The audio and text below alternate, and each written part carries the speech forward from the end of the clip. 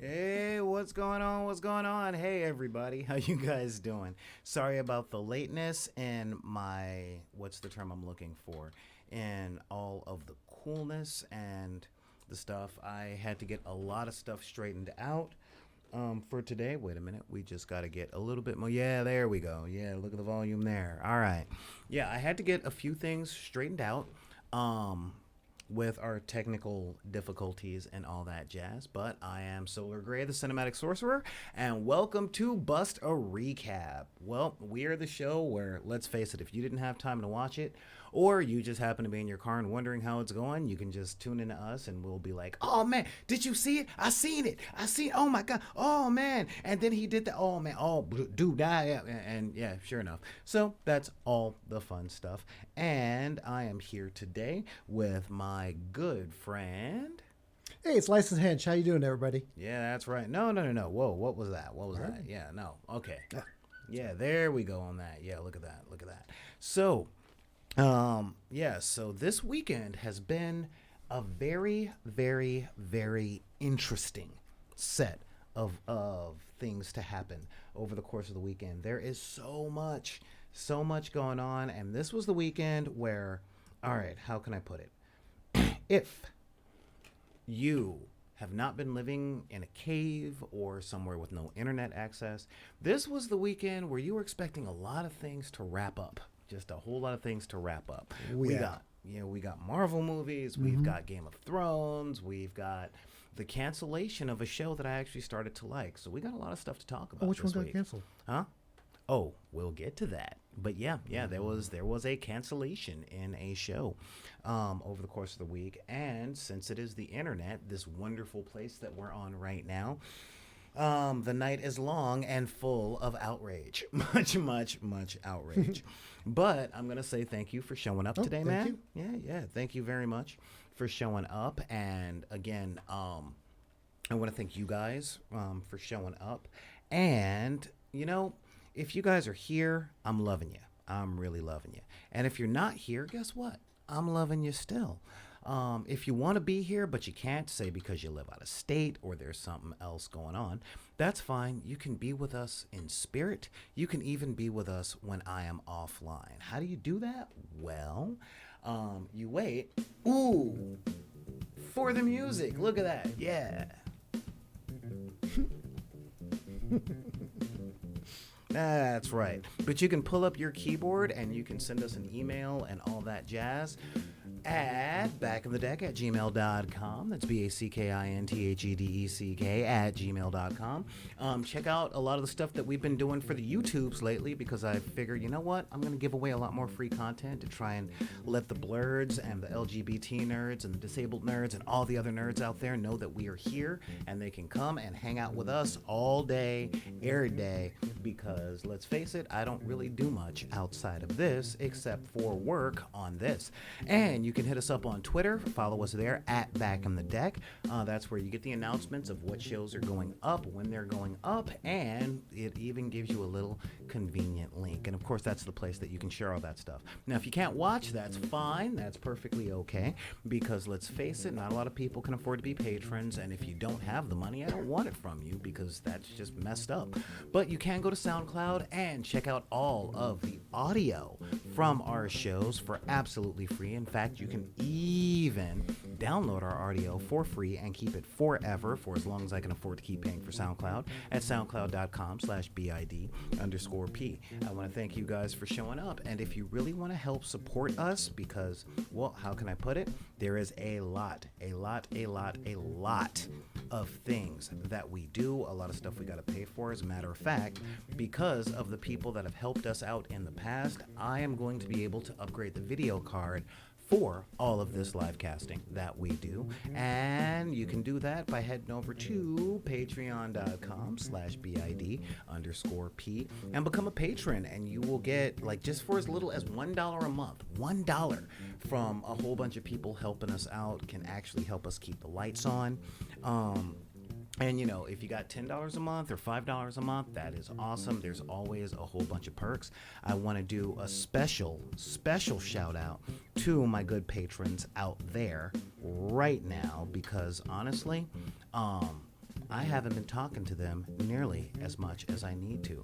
So a special shout out to my patrons out there, be it Paul Mansfield, Matt Williams, again, Christopher Chalmers. We've got Ugo Izuete, I believe.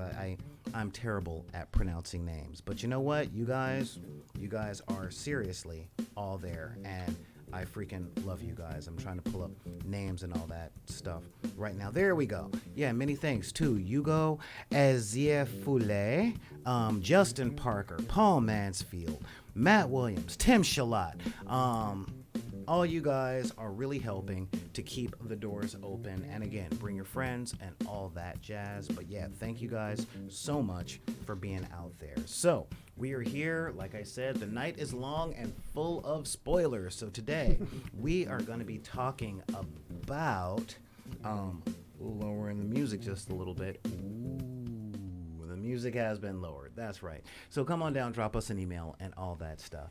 So we are doing just a little bit of a change of pace today because I would normally be covering the Doom Patrol. Yeah. Okay, because one, I'm a Grant Morrison fan. Two, the show is the exact amount of weird.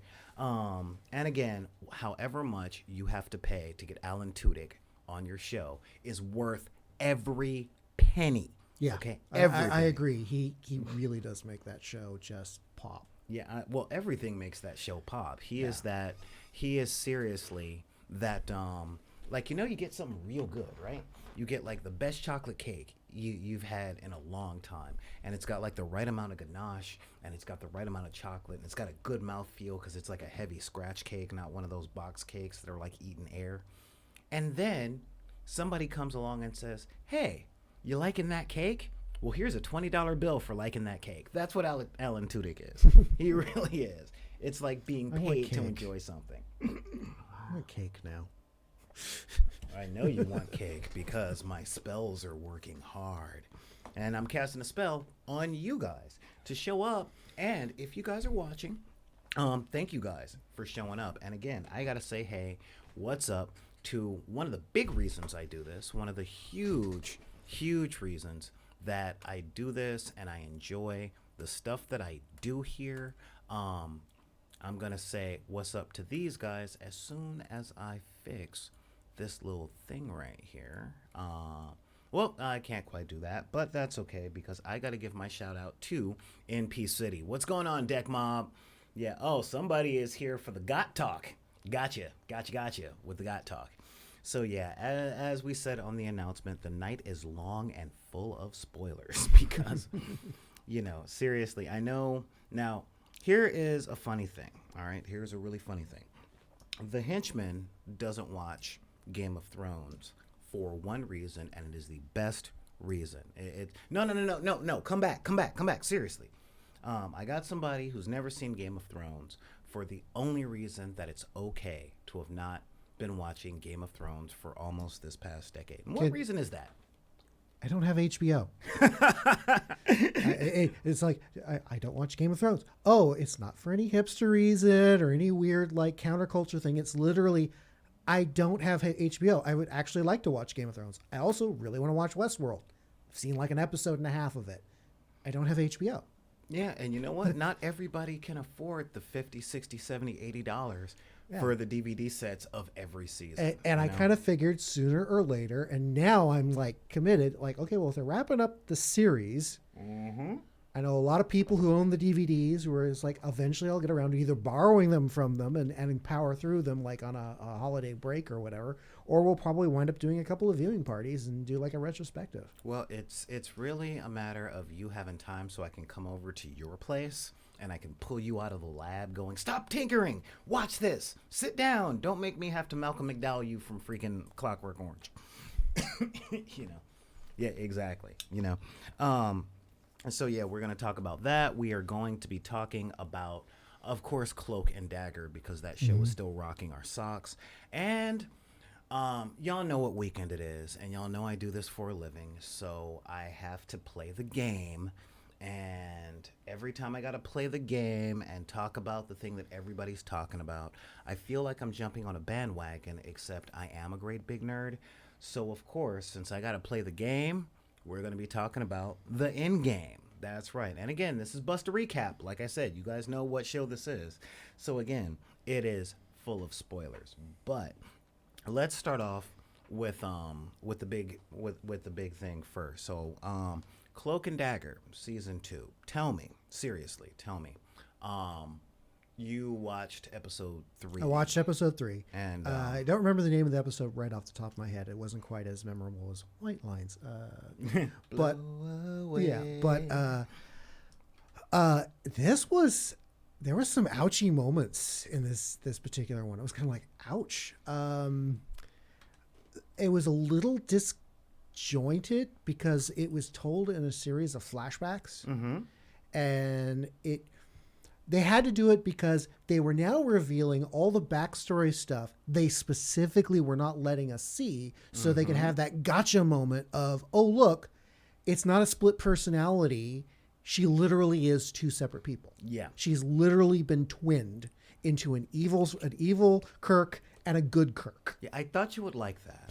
Yeah, this episode is called Shadow Selves. Yeah, Shadow Selves. And again, which is also a little foreshadowing for the ending. Oh, yeah. Well, it really is. With this show, they really don't pull any punches. No, they're just going, all right, hang on, let me just adjust your headspace there. All right, there we go. Yeah. They don't do a whole lot of, well, they are creative titles, but they're titles that are creative in the sense of, after you watch the episode and find out the title of the show, you're like, of course, yeah, that makes sense. Yeah. So I'm not going to try to tell it in the weird, we keep jumping to the past, and then because they do like 2 or 3 times where it's like, oh, we follow this one character like 325 days ago, like almost a year, and then it's like 200 days ago, and then it's like 20 days ago, and they do that a couple of times, and it's kind of disjointed. So I'm not going to try to follow along their specific narrative path, because unless I wrote it down and had a flow chart with strings, I would get lost. Right. But so we go back nearly a year into the past, where we see our Echo scientist immediately after the blow up, because we haven't seen her. You know, she got infected by the terrors. And it was good to know that she was still on the show. Yeah. That was really why she's there. And she's alive, and she hasn't stopped doing science. So she's... Well, what else is she going to do? Macrame? Maybe bake cookies. I don't know. Yeah. Well, you know, her company was indicted for releasing crazy juice in the middle of frickin' Mardi Gras. Yeah, but without a license. But it is a multi-billion-dollar company, so indicted is just like, it's a rounding error, really. Like, yeah, it's not like it's going to shut them down. The guy who would be in the position to bring pressure to bear is in a catatonic state, and thus a perfect patsy, because the company has a long-standing history of doing that. As we've established, how do you pronounce it? Roxxon? Yes. Sorry, every time I think of the Roxxon, rocks off. Roxxon, rocks off. Every time I say Roxxon, I'm just thinking, Roxxon, I do cocaine, because Roxo, that's what my mind goes towards. But we've established that this company is evil mostly through incompetence rather than through any, like, plan. Hail Hydra. Whoa. Wrong review. Wrong review.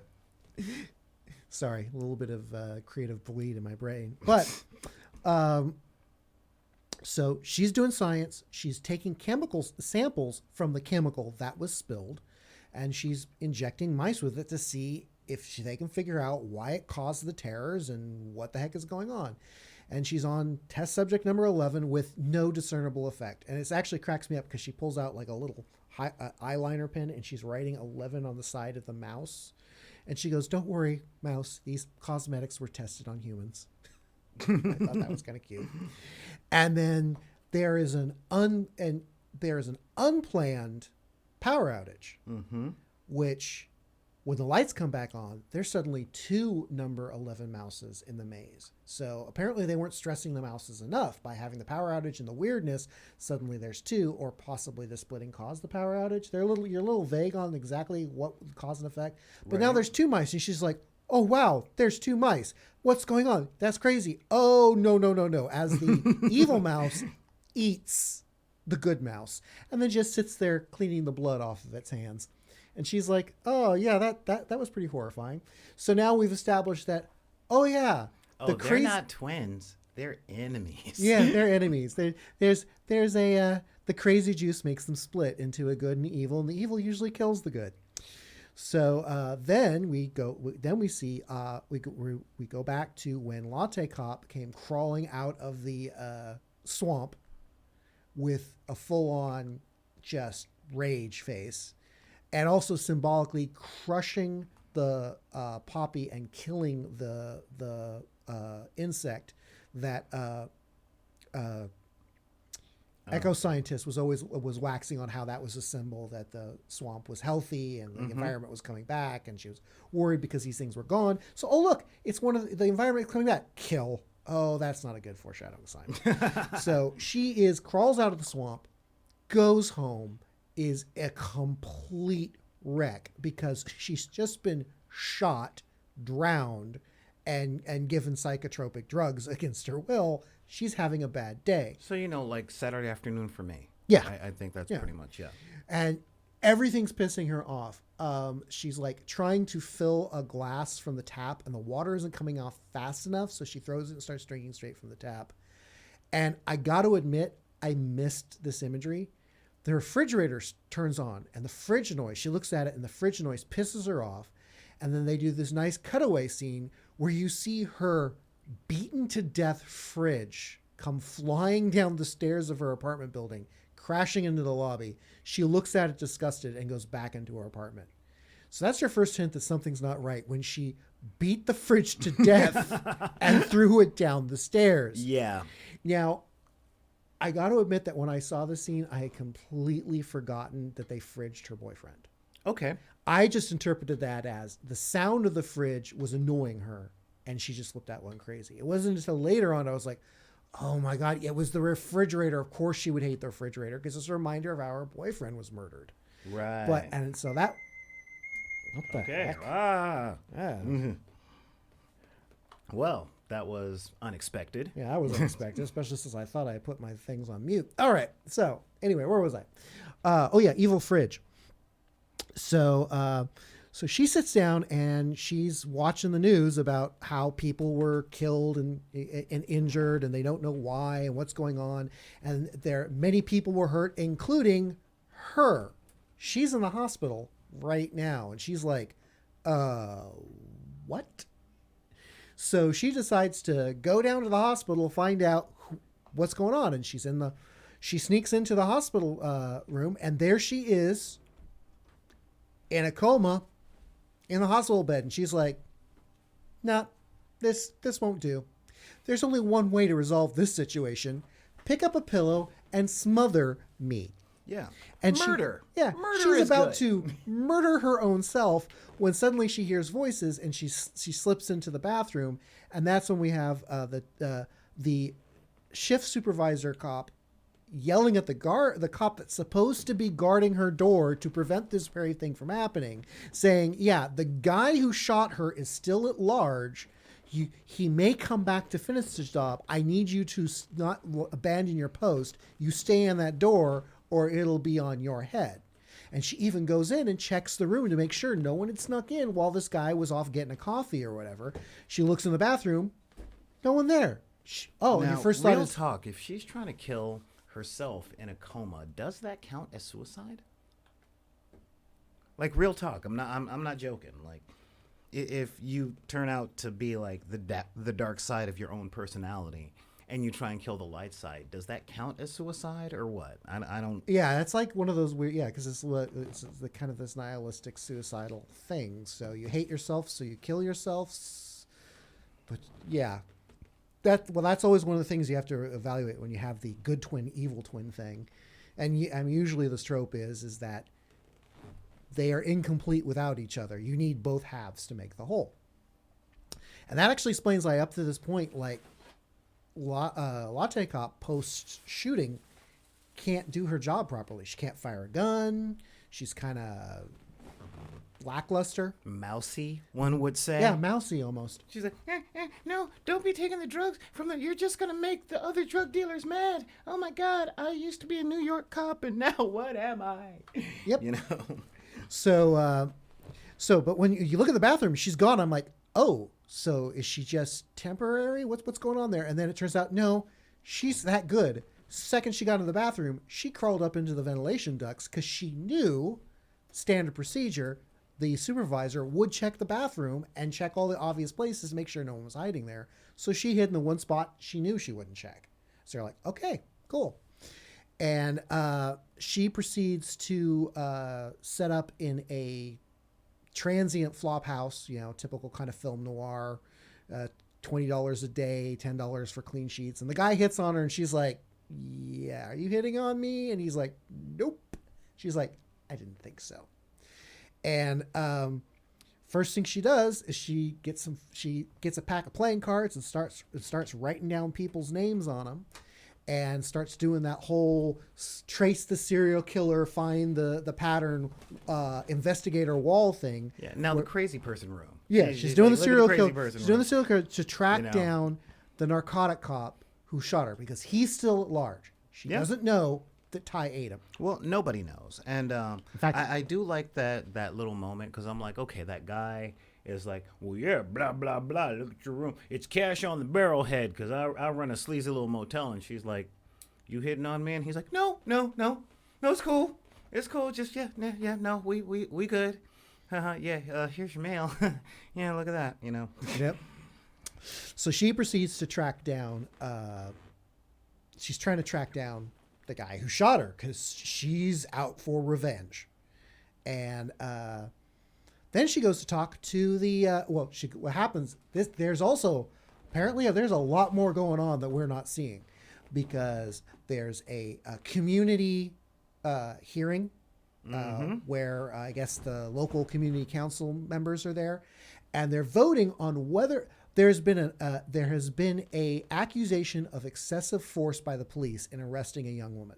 Mm-hmm. But in order for the investigation to go forward, the community has to unanimously vote to allow the investigation to go forward. Yeah, it needs a unanimous vote from the city council to investigate the cops. And everybody's there like, well, that's a no-brainer.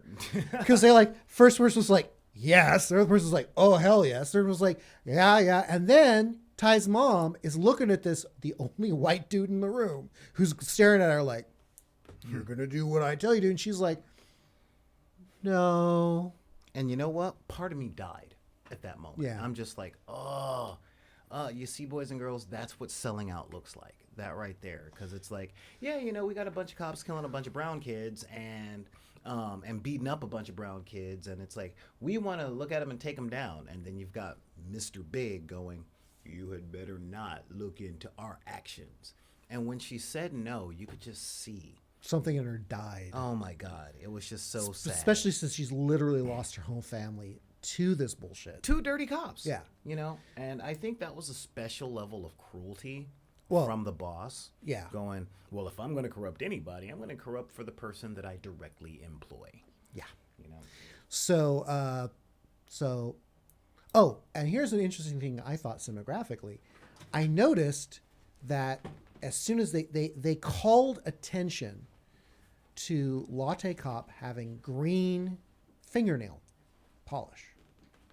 Because when she's filling the glass and the glass isn't filling fast enough, she does this tapping her fingernails on the sink, and she looks at her fingernails like, why am I tapping my fingernails? And she's like, this is taking too long. And she throws the glass away. And I'm like, she doesn't do that. And they never make a point of having her fingernails in frame. But I noticed throughout the entire series, her fingernails were always in frame. And they were always this particular shade of green. And I watched, but I wasn't able to really catch if good latte cops' fingernails were also in green. So I'm thinking that that might be one of the things that they may use to visually establish good cop from evil cop is the color of their nails. Because it's entirely possible her nail color isn't polish. Her nails just might be green. Yeah. Because, as we established in an earlier episode, she can slit people's throats just by going with her fingers. So, yeah, there may be something funky going on there with the crazy juice. So Mr. Big goes out to start his car to leave. He's like, I've done what I've pulled off another one, and the car won't start, and he's messing with it. And she's like, oh, you need car trouble? He's like, it's the carburetor. She's like, it's not the carburetor. And they talk a little more, and he goes, what makes you think it's not the carburetor? Someone stole your spark plug. He's like, what? And then she just smashes his face into the engine, pulls him back. He's broken and bloodied and dazed and like, what? And she proceeds to like, I want to know where the narc cop is. And the guy sings. He's like, oh, I hate that guy. Yeah, I wish I knew where he was. I tell you, but I don't know.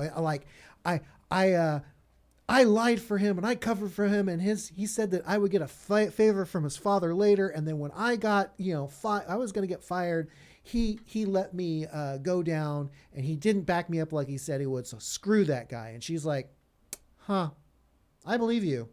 Oh, well, what am I going to do now? And walking away. And he makes some parting shot of like, yeah, well, I hope you find him and give him what he deserves. And she's like, oh, you just didn't say that. Mm-hmm. And she turns around and she goes... Because she's like... And, Marvel TV shows have these moments. Because there was an episode of The Punisher in season 1 where he beats up the pawn shop owner and all that jazz. And then the pawn shop owner is like, hey, yeah, that's... so you got all the guns and stuff. Hey, you want some child porn? And the Punisher just goes like... drops the case... closes the door, and it's like, what's coming now. It's like you were free and clear, and you had to open your mouth. And then she rails on him because now she's like, I have all this rage, and you're right here, and you know what? You're just as bad as that guy because you backed him up, you lied for him, you covered for him, and you're up to even more evil shenanigans right now. So she gets real pissed off, smacks him, and slits his throat with her fingers. Mm-hmm. And she's like, oh, apparently I can do that now. Interesting. And then turns and walks away because, Tuesday. Right. And so she's realizes that something isn't right. She has a lot of issues. So she goes to find someone to talk to about this stuff that she trusts. So she tracks down the priest who is in charge of, who works at Ty's private school. Yep. And you can see that this, like the last season, kind of broke him. Yeah. We don't know exactly what happened to him, but when we go to the flashback that focuses on him, he is packing all of his stuff into a cardboard box, the typical, like, I'm leaving work thing. And he stops, he takes the little cross statue out of the box and leaves it on the table, drops his priestly collar and leaves. And you're like, oh, he's not just leaving the school. He's leaving the prison. Done. And I'm assuming that what went down with Ty probably was part of it, but there must have been a whole bunch of other stuff going on in the background that he couldn't deal. Or maybe he just can't deal with his own survivor guilt, which we've learned in earlier episodes because he killed a family because he was drunk driving. And he never got over that. That is where his family. His family. Yeah, his family. That's really important. And he lives there. That is where he is. Ty has gone into his mind and see that he is in that moment, always. So she talks to him, and he's like, "If you've come to me, I don't have answers. God isn't talking to me now." And she's like, "But I have all this rage. What do I do about it?" He goes, "I have all this rage, and I just want to hurt people." And he makes kind of a parting shot as he walks away. He goes, well, if you're going to hurt people, maybe you should focus on those who deserve it. And she's like,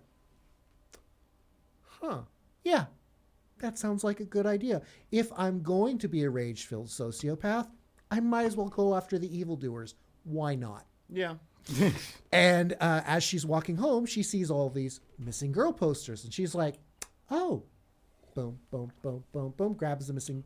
I will avenge missing girls. Oh, missing girls. That is what I shall do. And she pulls down her psycho wall of tracking down Narcotic Cop, because the guy she killed was her last lead. She has no way to find him. She's like, "What do I do now?" And she starts a new one with these missing girls. I have a new mission, and if I get to kill people on the mission, that's just fun. So she proceeds to do that, and then again through other flashbacks, we see that the priest is now a drunken street preacher, just pouring out all his grief and rage and loss of faith to anonymously on the street to people who walk around him and work very hard not to see him because he's a crazy drunk dude screaming on the corner. Right. And the first time you see it, he's lost. The second time, the stuff he's saying hurts. Everything about it hurts because, you know, it's one of those things where, like, last season he was the dude going, "Hey, Ty, blah, blah, blah, blah, blah, blah, blah, blah, blah." And this one, he's just, like, literally standing on a soapbox with an empty booze container in his hand, just going, "Rah, rah, rah, and none of it matters. It's all stupid. Give me more booze. It's all stupid. None of it matters. Oh, God." So he kind of went from, like, a hardcore Catholic priest to just a broken nihilist. Yeah. Kind of thing. He is broken. He is lost. And if you guys are wondering why I'm not pulling up footage, it's because we keep getting flagged by all these companies. So I've been trying all day to set up a new thing so that we can show some footage, not get flagged and all that stuff. So we're getting there. Also, because I'm telling this in a linear narrative, it doesn't match the way it plays out on the screen. Yeah. Because the first time you see the priest, he's a drunken wreck. Then later on in a flashback to earlier, you see him leaving the clergy. It gets very confusing. So then later on, she goes and talks to him again, and he's standing across the street, fidgeting, staring at the liquor store. And he's obviously got the shakes and the DTs. And she comes up, talks to him a little bit more. He says a few things, and she's like, "Hey, you really helped me out. Thanks. Here's a bottle of booze." Later on, she goes and talks to him again. Which is, it's like, "Yeah, you're not helping." She's like, "I'm evil. I don't care. Guy wants a bottle? Give him a bottle." Right. It's sort of that lawful good versus chaotic neutral. Okay. Yeah, I can totally see that. And so she proceeds to track down things, and eventually we get caught up to that moment where the cat's out of the bag. Oh, I guess the cat's out of the bag. There's good cop. Wait, Ty, Tandy, good cop. Wait, if you're here, who's over there? Round the corner, there's evil cop, blood all over her face, dude dead on the floor. Huh, well, that didn't take long. Guess the cat's out of the bag. And you're like, "Yeah, okay, well, where do we go from here?" And she's like, "Okay, Tandy, so I'm going to go rescue these girls. Are you still in?" And Tandy's like, you have the two of them in the same place, and it's like, well, I know you want to take down these guys, and I'm totally down with that. So you want to break some laws, cause some stuff. For the record, the name of this character is actually Mayhem. Yeah, that's what she turns into. So when they start talking like, "Oh my God, mayhem," yeah, that's what she's just all about. She's all about the fight when it comes down to it. She's like, "I'm gonna wreck it. At least wreck it for the good guys. I'm gonna wreck the bad guys." And it's like, you can't always wreck the bad guys. Can wreck bad guys. No, you can't wreck the bad guys. Can talk wrecking bad guys. You know, it really is. It's like, no, you can't go in there and kill everyone. Snap. What do you mean can't? I just did. It's very easy. See? I can do this all day. But you're not supposed to. Oh, morality. I don't care about that. Yeah. Because, the part of me that's not associated, I got this, the part of me that makes me have empathy and human feelings. Oh, no, she's over there. She's in her apartment, She's over there going, "I can't throw away the milk because it would disrespect the cow," because all she has is empathy and human feelings. Oh man. So I just love that scene. It's like, oh, okay, you're here. You found out. Oh well. So Tandy, you want to go? You want to help me with this? Tandy's like, you just murdered that dude. What is your? Why would you even ask that? Why aren't you like, no? Okay, I'm out of here. Remember, later. And they're like, what? And she's like, fine. I guess I'm gonna have to kill you guys now. And of course, Ty teleports them away. And we're also establishing that teleporting in rapid succession while carrying people is exhausting him. Yeah. He's winded. He's really... kind of dizzy. He's got that. I just ran a 4K, kind of like, oh wow. And she's like, okay, because it goes going so fast and bringing people is just tiring me out. But I got this, because he will push himself till he collapses, because he's in it for the good fight, and he's not gonna let a little thing like human frailty stop him from trying to do the right thing. Right. And that's kind of the essence of the Ty character all the way across the board. I'm really concerned because when Ty loses energy, like, does he get it back by eating? Like, how does he do that thing? Yeah, I'm being a comic nerd because I know from the comics how he does the thing. But yeah, so continue. So so they're like, what the hell happened here? This is some crazy stuff. I got nothing. And she's like, I know someone who may be able to shine some insight to this.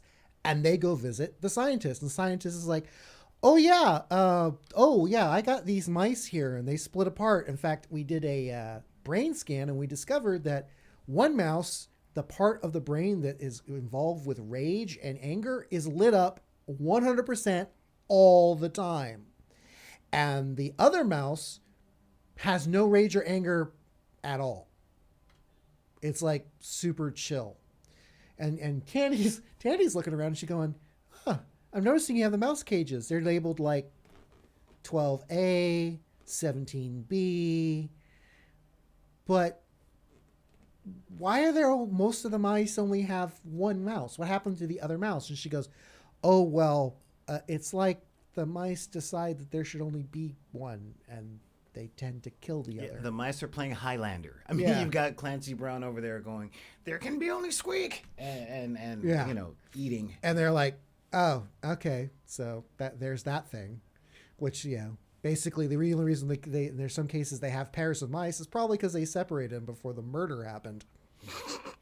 But so now they have an explanation as to how this happened, and now they got to figure out, well, what are they going to do? Well, they need to save the girls because they're moving the girls tonight, and they need to figure out where. And good Latte Cop, kind of useless. She's like, I can't handle this. This is so crazy. She's and Tandy's like, no, Evil You knows what's going on. She has the information, and she's you. So you just need to do what you would do if you were in her situation. And she's like, okay, I got this. So the first thing she does is she takes him to the seedy, pay by the hour motel and walks in. And she's like, yeah, I passed this place a lot of times going to work. And I always thought if I ever had to go to ground, this is where I would do it. She walks in and the guy behind the glass is like, no one's been up to your room. Sorry, I made eye contact. I didn't mean to. She's like, okay, this is kind of creepy and weird.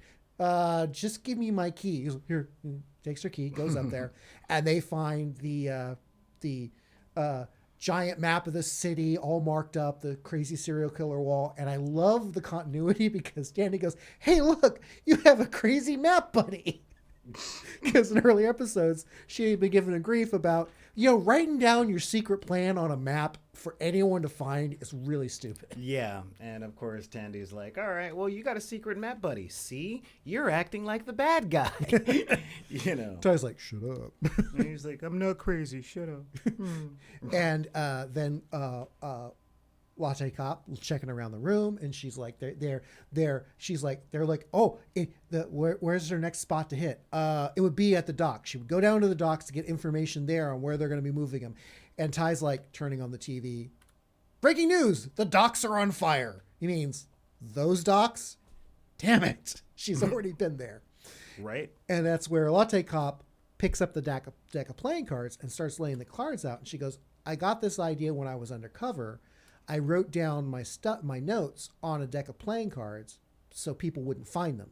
Because if they pick up the box, they just see a deck of cards. Right. Unless you actually play them out and look what's written on each card.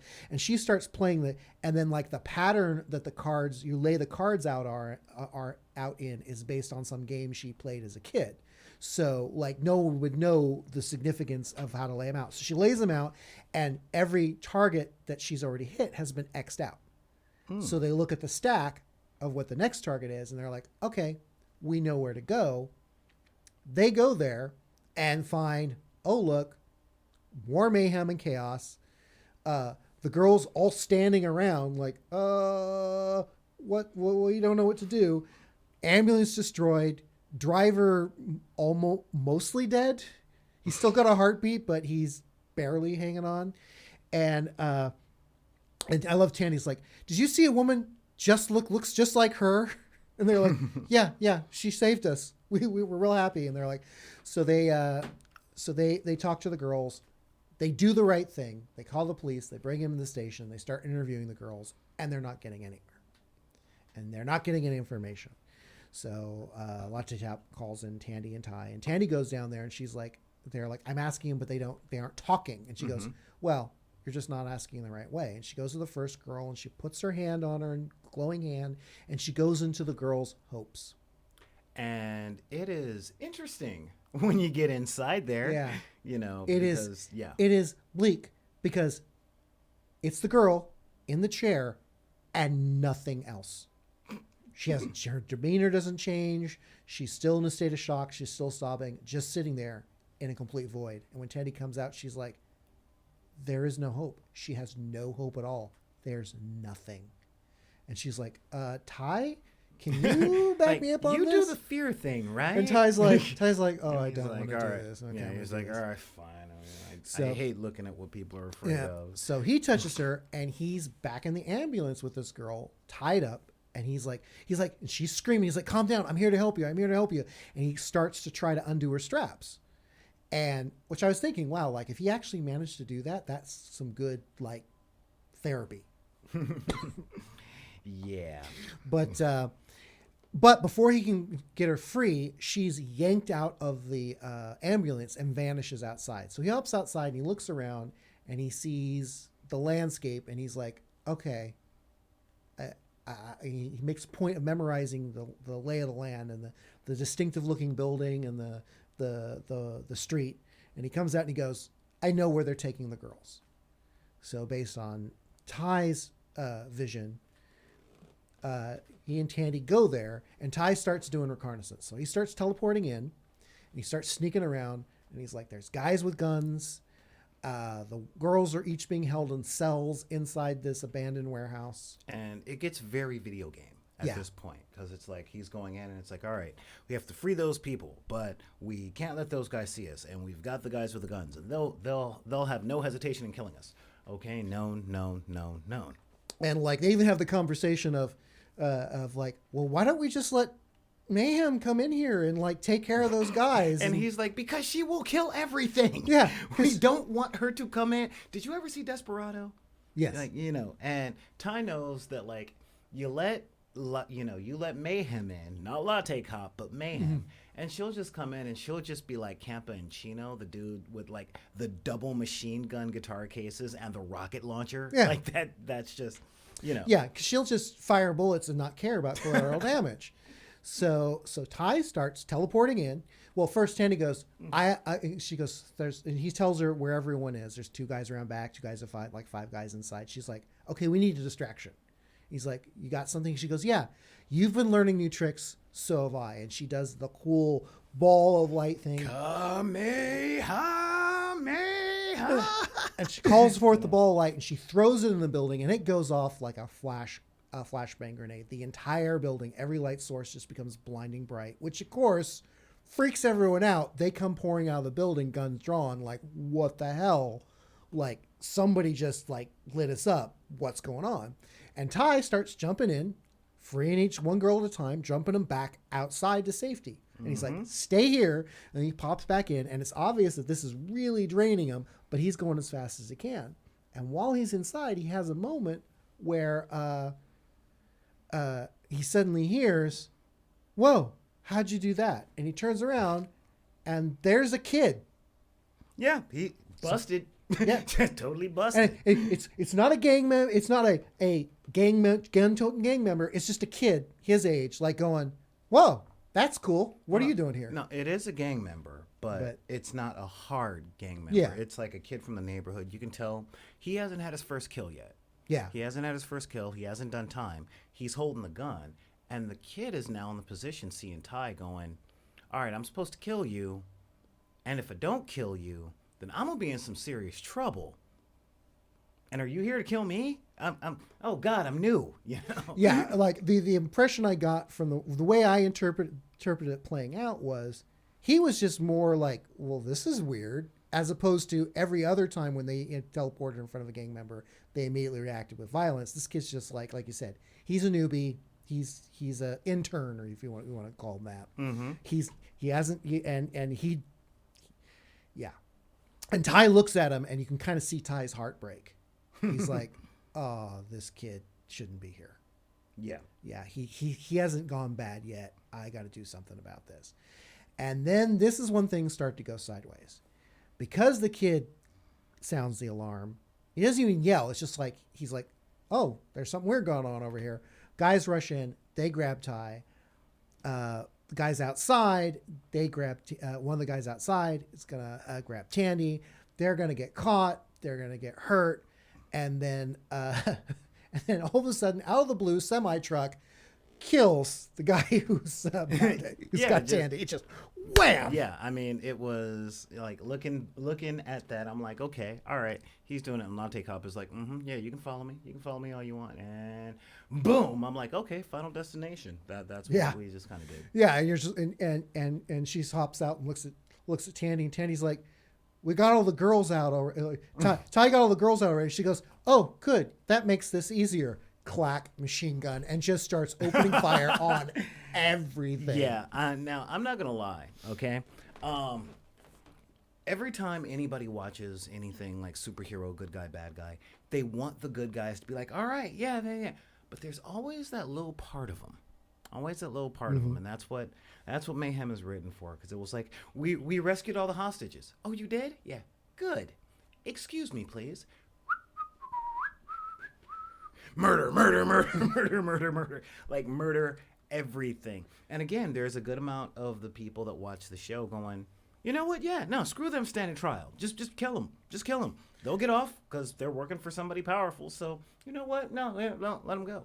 I was kind of going, yeah, oh, no, that's not the right thing to do. That's not what heroes do. And then I remembered, oh, yeah, Mayhem isn't a hero. No, she's a villain. She's just a villain who's decided to have a hand wave towards ethics. Well, again, she is a bad guy. Yeah. Okay, she is a villain, but she's playing the anti-hero role because the good guys are going, no, hang on. Don't be the bad guy yet. Let us get the bad guys. And she's like, oh, well, you rescued the hostages. You did all that stuff. Yeah, a bad guy, remember? Like, there's a movie starring Denzel Washington based on a Walter Mosley book called The Devil in a Blue Dress. And this was Don Cheadle back in the 90s. And he played a character called Mouse. And Mouse is a crazy homicidal dude from Texas. And this is a film noir at that. And essentially, one of Mouse's last lines in Act 3 is, well, look, if you didn't want him dead, why'd you leave him with me? You know? Yeah. I mean, it really was. And that's kind of like, you know, yeah. Oh, you rescued the girls, you got all the hostages, cool. If you didn't want the kidnappers dead, why'd you call? Like, I do one thing. Yeah. Know? Yeah. So she goes off and doing that, which of course causes distraction because the guys who are about to tune up Ty are like, oh, there's someone firing guns. We have a bigger problem to deal with. And she goes in, just rapid killing everybody. And then there's that scene where the kid is just standing there, like, he doesn't have a weapon. He's just standing there like, hey, I don't want any part of this. Like, I don't know what's going on, but I'm, and she's like, oh, there's a guy over there, and proceeds to fire her machine gun at him, at which Ty is like, oh no.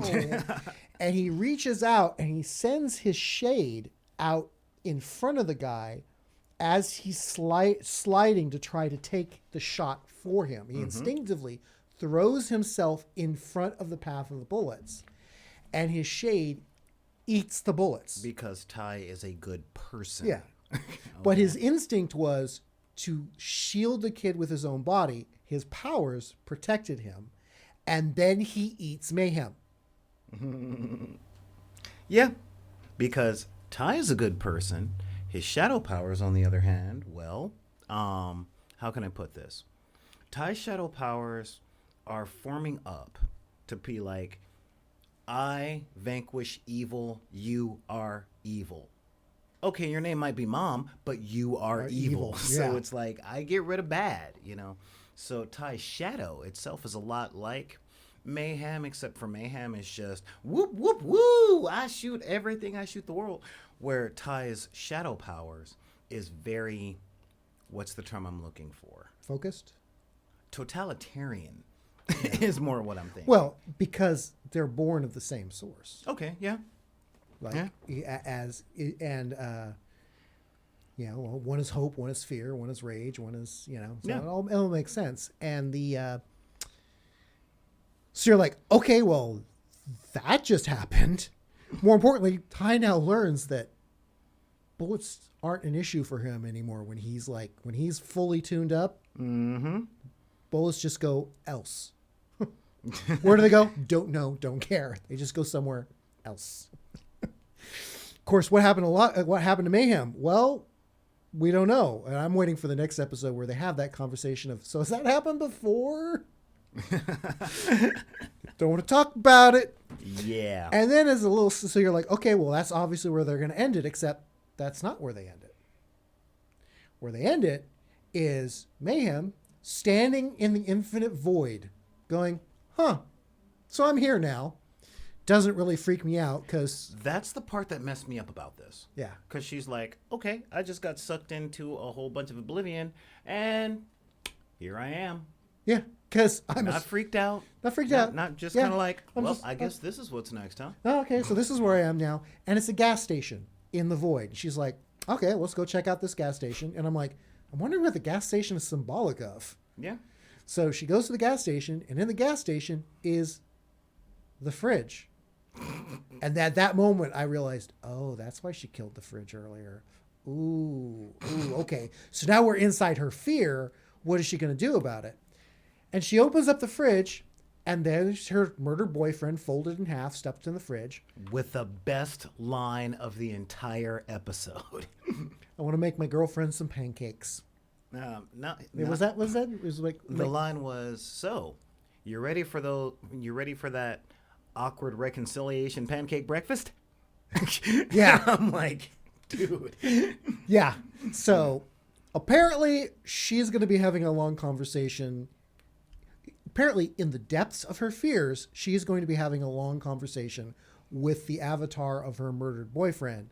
But she's a psychotic monster created by rage, and she kind of doesn't care. So this will be interesting. Yeah. And I'm also interested to see what the backlash from what happened to Mayhem. Where'd she go? So we don't need to talk about that. Yeah, we don't need to talk about that. So I really this episode had a few gut punching moments. For me, it was when I saw the guy in the fridge, and then whoa, what? Oh, something weird happened. Hang on. Doop doop doo. Doop doop doop doo. Oh, that's what happened. Okay. Moving on. Alrighty. So but like I said, the really painful sermon from the drunken defrocked priest was also a gut punchy moment, and also had some moments that were just like, okay, that's new. Like when the villain is caught out, doesn't care. So we're gonna go kill bad guys now. Let's go. And that, like you said, that last moment when the guy wakes up in the fridge is like, hey, pancakes, and you're like, I have no idea what's coming next, but I have to see. So I really liked all those elements. I really liked that they were like just jumping into the action, and that, evil Mayhem still wants Tandy to sidekick for her if it means she gets to kill people. I did not like the weird nonlinear storytelling. Okay. I understand the necessity for it, so they have to do that and have all those flashbacks so they can have the gotcha moment, which was a really good gotcha moment. But the fact that they flashbacked and then flash forward and then flashbacked and then flash forward and flashback and flash forward, it was very disjointed. And I know that they were trying to do some specific things about how they presented the information to try to and they actually probably did a pretty good job of getting the emotions, especially in relationship to the priest's fall from grace and the development of Mayhem.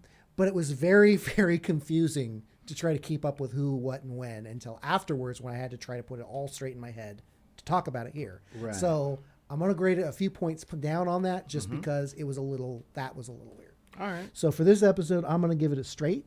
Ooh, straight. Give it a straight. All right. That's just new. because of the that. weirdness with the timeline stuff, but the story, that's the episode. The story the episode presented was actually really, really good. Okay. It's just the way they told it was kind of weird. Okay. Yeah. No, I get where you're coming from on that one. For this one, I'm kind of going, all right, this is interesting. This is interesting. I'm watching it, and it's a nice wrap-up of the first 2 episodes. Now that we know that not only is Latte Cop 2 people, but we get a deeper, we get a little bit of a deeper, what is the term I'm looking for? A deeper look into the Mayhem character. We get to look at her.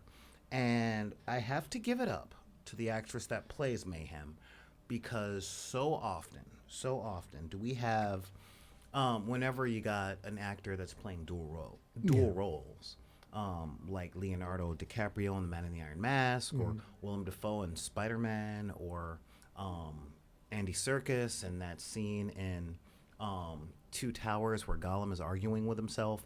Whenever you have that, you always have one good actor that splits into 2 overacting roles.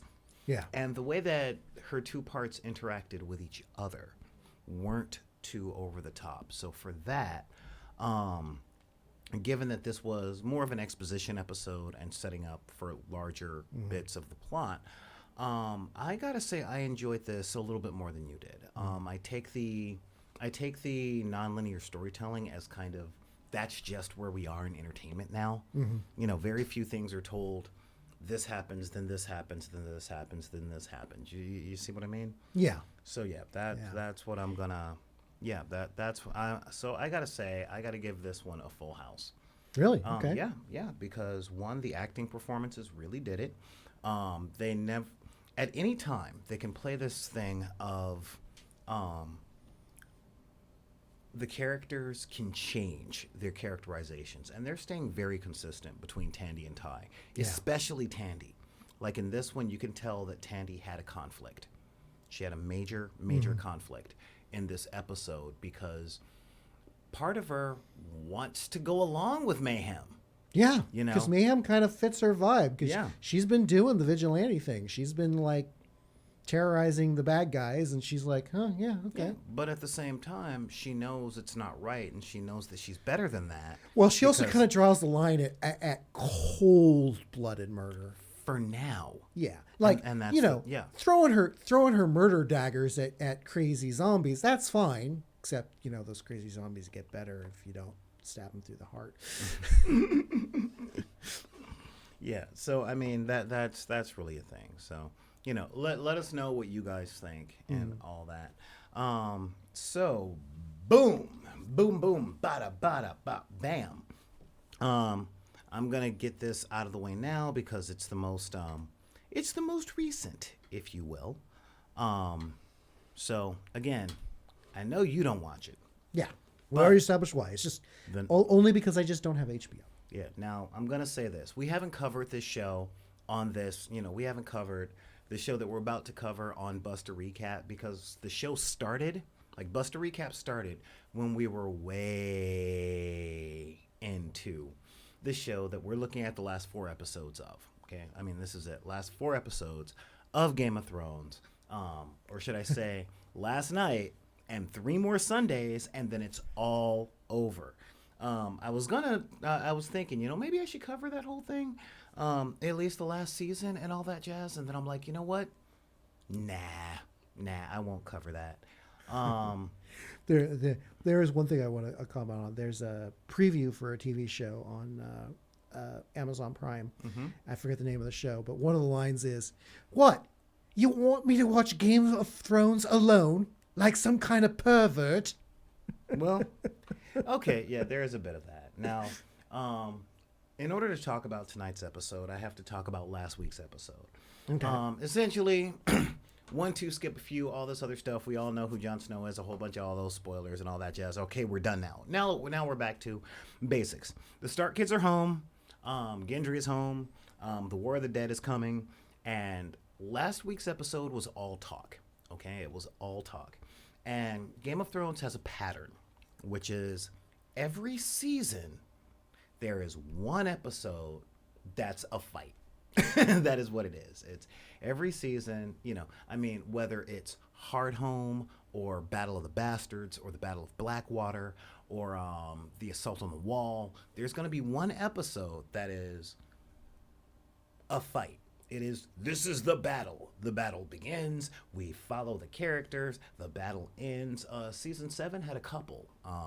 We all remember when Jaime Lannister tried to do the whole knights lancing at the freaking dragon at the Battle of the Fiery Fields on the Reach. So this one, last week's episode, creepy Bran. Well, you say creepy, I say wizard. Is kind of going, okay, you know how I've been talking about we ain't got time for this? We really ain't got time for this. And the Wildlings and the Night Watch have finally made it down to Winterfell. And they're like, yeah, no, we ain't got time for this. Matter of fact, that last castle between here and the wall? Yeah, they already been there. We came back, and so they're on their way. What are the Stark's house words? Winter's coming? Yeah, no, winter's like 3 blocks, And they're Winter like, is here. I did see a thing popped up on my Facebook feed that the talking about the actor who plays that kid, and that one of the other actors playing across from him said, "Oh my God, you were freaking me out during that scene. I thought you were staring into my soul. How are you doing that?" And he said, I wear glasses. I don't wear contacts on set. So literally I can't see you. Yeah. So he's doing that unfocused blind stare, looking in the direction of the person, but not actually looking at him. And it's just off enough to freak out people. Yeah. And it's carrying across. So apparently that's really amping up the creepy in real life. Yeah. That the actors are generally heaved out by that creepy stare. And the character is like, every week he has a line. He has like 1 or 2 conversations. He's been pulling the "don't think I don't know what you did," by quoting other characters when they say terrible things. Okay, like the most famous thing is, Littlefinger's "chaos isn't a pit, chaos is a ladder." But he was in an empty room except for the bald eunuch when he's talking about that. And then when he's at his trial in season 7, Bran, wheelchair-bound, weird wizard, is sitting up staring going, "chaos is a ladder." And Littlefinger is like, wait, how'd you hear me say it? "I'm Bran. I'm just a creepy little kid who knows everything. Everything." And, like last week he talked to Jaime Lannister, who's the reason that he's crippled. And he's like, so we're good now, but what about after? And in that creepy, unfocused way, he's like, "how do you know there is an after?" And it's like, well, thanks, man. Way to give a pep talk. Yeah, good motivational speech there. And again, so this is the episode where the fight is coming. And there's a lot of stuff there. I mean, let's see if I can get this right here. So our fight essentially, like the episode starts, everybody knows that the dead's coming. The dead is on their way. Like, they're 6 miles away. They're coming. So the battlements are there. The infantry is there. Now I'm going to use a little bit of footage, and I'm going to try and see if we can't get if we can not be, what's the term I'm looking for, flagged by Hubbo. But yeah, so I'm gonna see what I can do on that. But yeah, so everybody is just freaked out. Okay, just totally freaked out. But they've put the women and children in the crypts, and because it's safe there, and they and all the fighting men. They hide the non-coms with the dead to protect them from the dead. Well, it's an underground bunker. Like it's there. Yeah, I'm just like the weird kind of poetic irony of that. Yeah, well, that's the thing. Well, sit up, man. Sit up. You're looking strange on camera. All right. So yeah. And so now the time is there, right? So we end up, we open up with Sam, just walking. Sorry. We open up with Sam, walking around, just, oh look, I'm Sam. I'm Sam. I'm scared, and I'm Sam. And it kind of looks we got like people. They actually around shot there. this at night. They did. This was now in order to do this episode. It was a This episode was a 23-day night shoot. Good Lord, 23 days. 23 days shooting at night. This is the thing of ambition, but everybody is totally just like they're doing their best to be prepared. They're like, all right, it's coming. This is night combat. This sucks. I don't think we're gonna live through the night. All that jazz, and they're in their lines. They're waiting. You got your teams. This is all working and stuff, and then it's dark, and the night is dark, and totally full of terrors. And sure enough, we get a scene that none of us expected, and that's really what this whole thing is about. It's just subverting expectations because it's dark. We can't even see the army of the dead because the dead brings the night with them. So it's like, yeah, you know what? The dead's going to be here before morning. And it's like, seriously? So, and the last episode was everybody trying to get naps and getting laid for the first time and all that stuff. So that was a thing. And sure enough, everybody's in their battlements. Jon and Daenerys are on the top of the wall and they're looking at everything and they're like, okay, we got a couple of jobs. We're air support. We'll do that whole thing. But it is tense. And the filmmakers said, you know what? This is going to be 90 minutes. We're going to break this into 3 acts. And the first act, we want a suspense tension thing. That's what we want to do. So everything is suspenseful because, again, last week. Now, I sat down. I got home from a thing I had to do up in Silver Lake. And I got home and the house was empty. I turned off all the lights because I knew this was going to be a dark one. And I got myself some White Castle burgers and I sat down. I turned off all the lights in the whole apartment. It's a good thing I did, too, because this was dark. Okay? And so sure enough, everybody's got their lines. And then a horse comes in from absolutely nowhere. It was like a horse is coming in off the battle line and it's the Red Woman. And it's like, wait a second, you got exiled. Jon said, if you show up here again, you gonna be executed. That's just what's gonna happen. Sure enough, Davos, the little girl whisperer, as we all know him and love him, he's like, wait a minute. She's back? All right, I know we're waiting for the dead to come down, but I got some things to do. I'll be right back. And he walks down the battlements, and he's like, no, I told you next time I see you, I'm done, And she comes up, and she knows that she's dead. She knows this, but she made it clear to the eunuch in the last seasons. Don't worry, Lord Varys. It's my destiny to die in this country, as it is yours. Be back in a few months. No implied threat there. Yeah. So she looks over at Jorah Mormont, who's the leader of the Dothraki. And, you don't know this, henchman, but the Dothraki are essentially the barbarians. They are a cross between the Huns, the Mongols, and the Native Americans. And they have been whisked across the ocean with their horses to the analog for Great Britain. And now they're sitting up in the snow waiting for zombies with their curved swords on their horses. And this is all of them. This is the entire culture and that's important. And so So, Melisandre. so how many Dothraki did you bring? All of them. Yeah, that's pretty much it. So she brought all the Dothraki. She brought all the Unsullied. This is the largest army that has ever been assembled in the history of this world. And the Red Woman is like, you speak their language? And Jorah's like, yeah. And she's like, good. Tell them to lift their swords. And they're like, okay, I guess I'll lift my swords and all that stuff.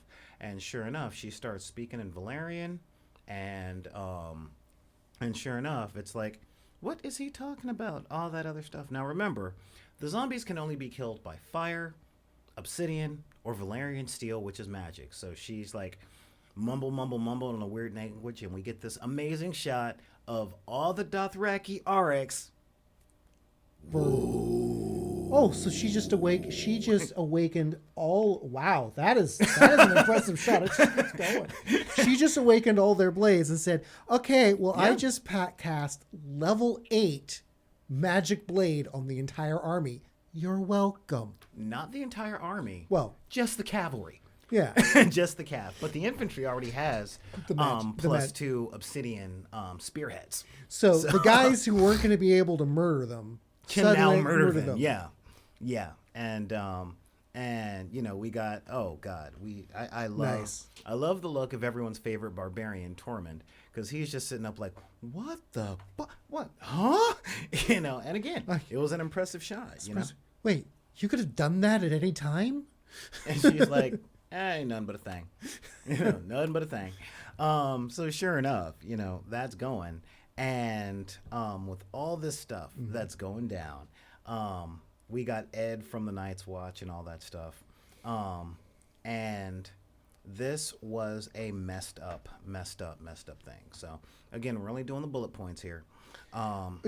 Just out of curiosity, were the flaming blades featured on the on-screen battle much? Because that would have made things very interesting from a lighting aspect. Oh man, it's funny you mentioned that, because the lighting on this one was tough.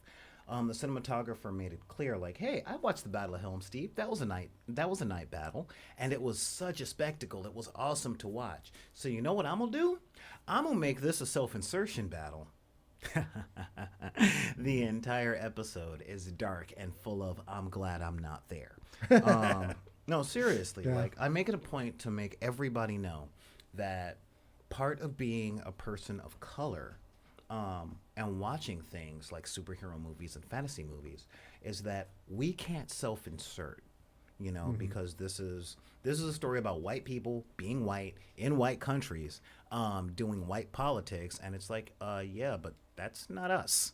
I can't self-insert in there, because that's not me. It's not who I am. It's not where I come from. It's the reason I can't picture myself as Batman, because I'm not East Coast old money, you know? And in this one, I'm like, you know what? I'm glad because, as I said on the quick live stream I did last night about this episode, I was in an organization called the SCA, also known as Sword Carrying A-Holes, and we would put on full suits of medieval armor, and we would beat each other with sticks pretending that they were swords, because we were grown men and we had that right. And and we never had night battles because we didn't want people getting hurt. Yeah.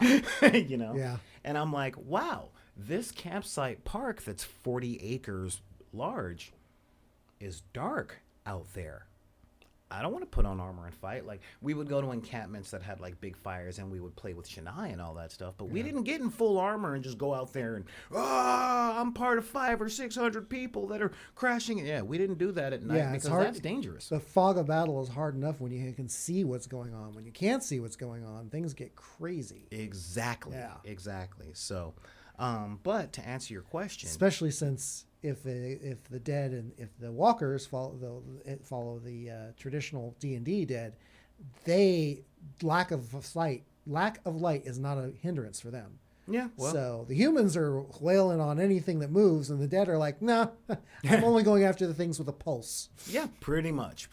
So, you know, to answer your question, the Dothraki are like, yeah, guess what? Boom, and give us those ballistas and all that stuff. So they got the fireballs going, and that big set of fire down there. That's all the cavalry, and it's like, yeah, we're going in there, and blah blah blah, and blah blah blah.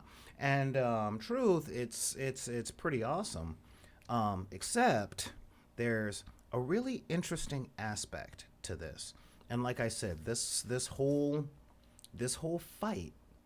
This whole war was, again, self-insertion, okay? It really was. It was total self-insertion because, to answer your question on, do you get it? This is what you get. You get the people that aren't in the vanguard looking, and it's like, hey, where'd all those torches go? There were a lot of torches. Where they at? What they at? This ain't cool. Yeah. Why is it dark? There were 10,000 flaming torches out there like 8 seconds ago. What just happened?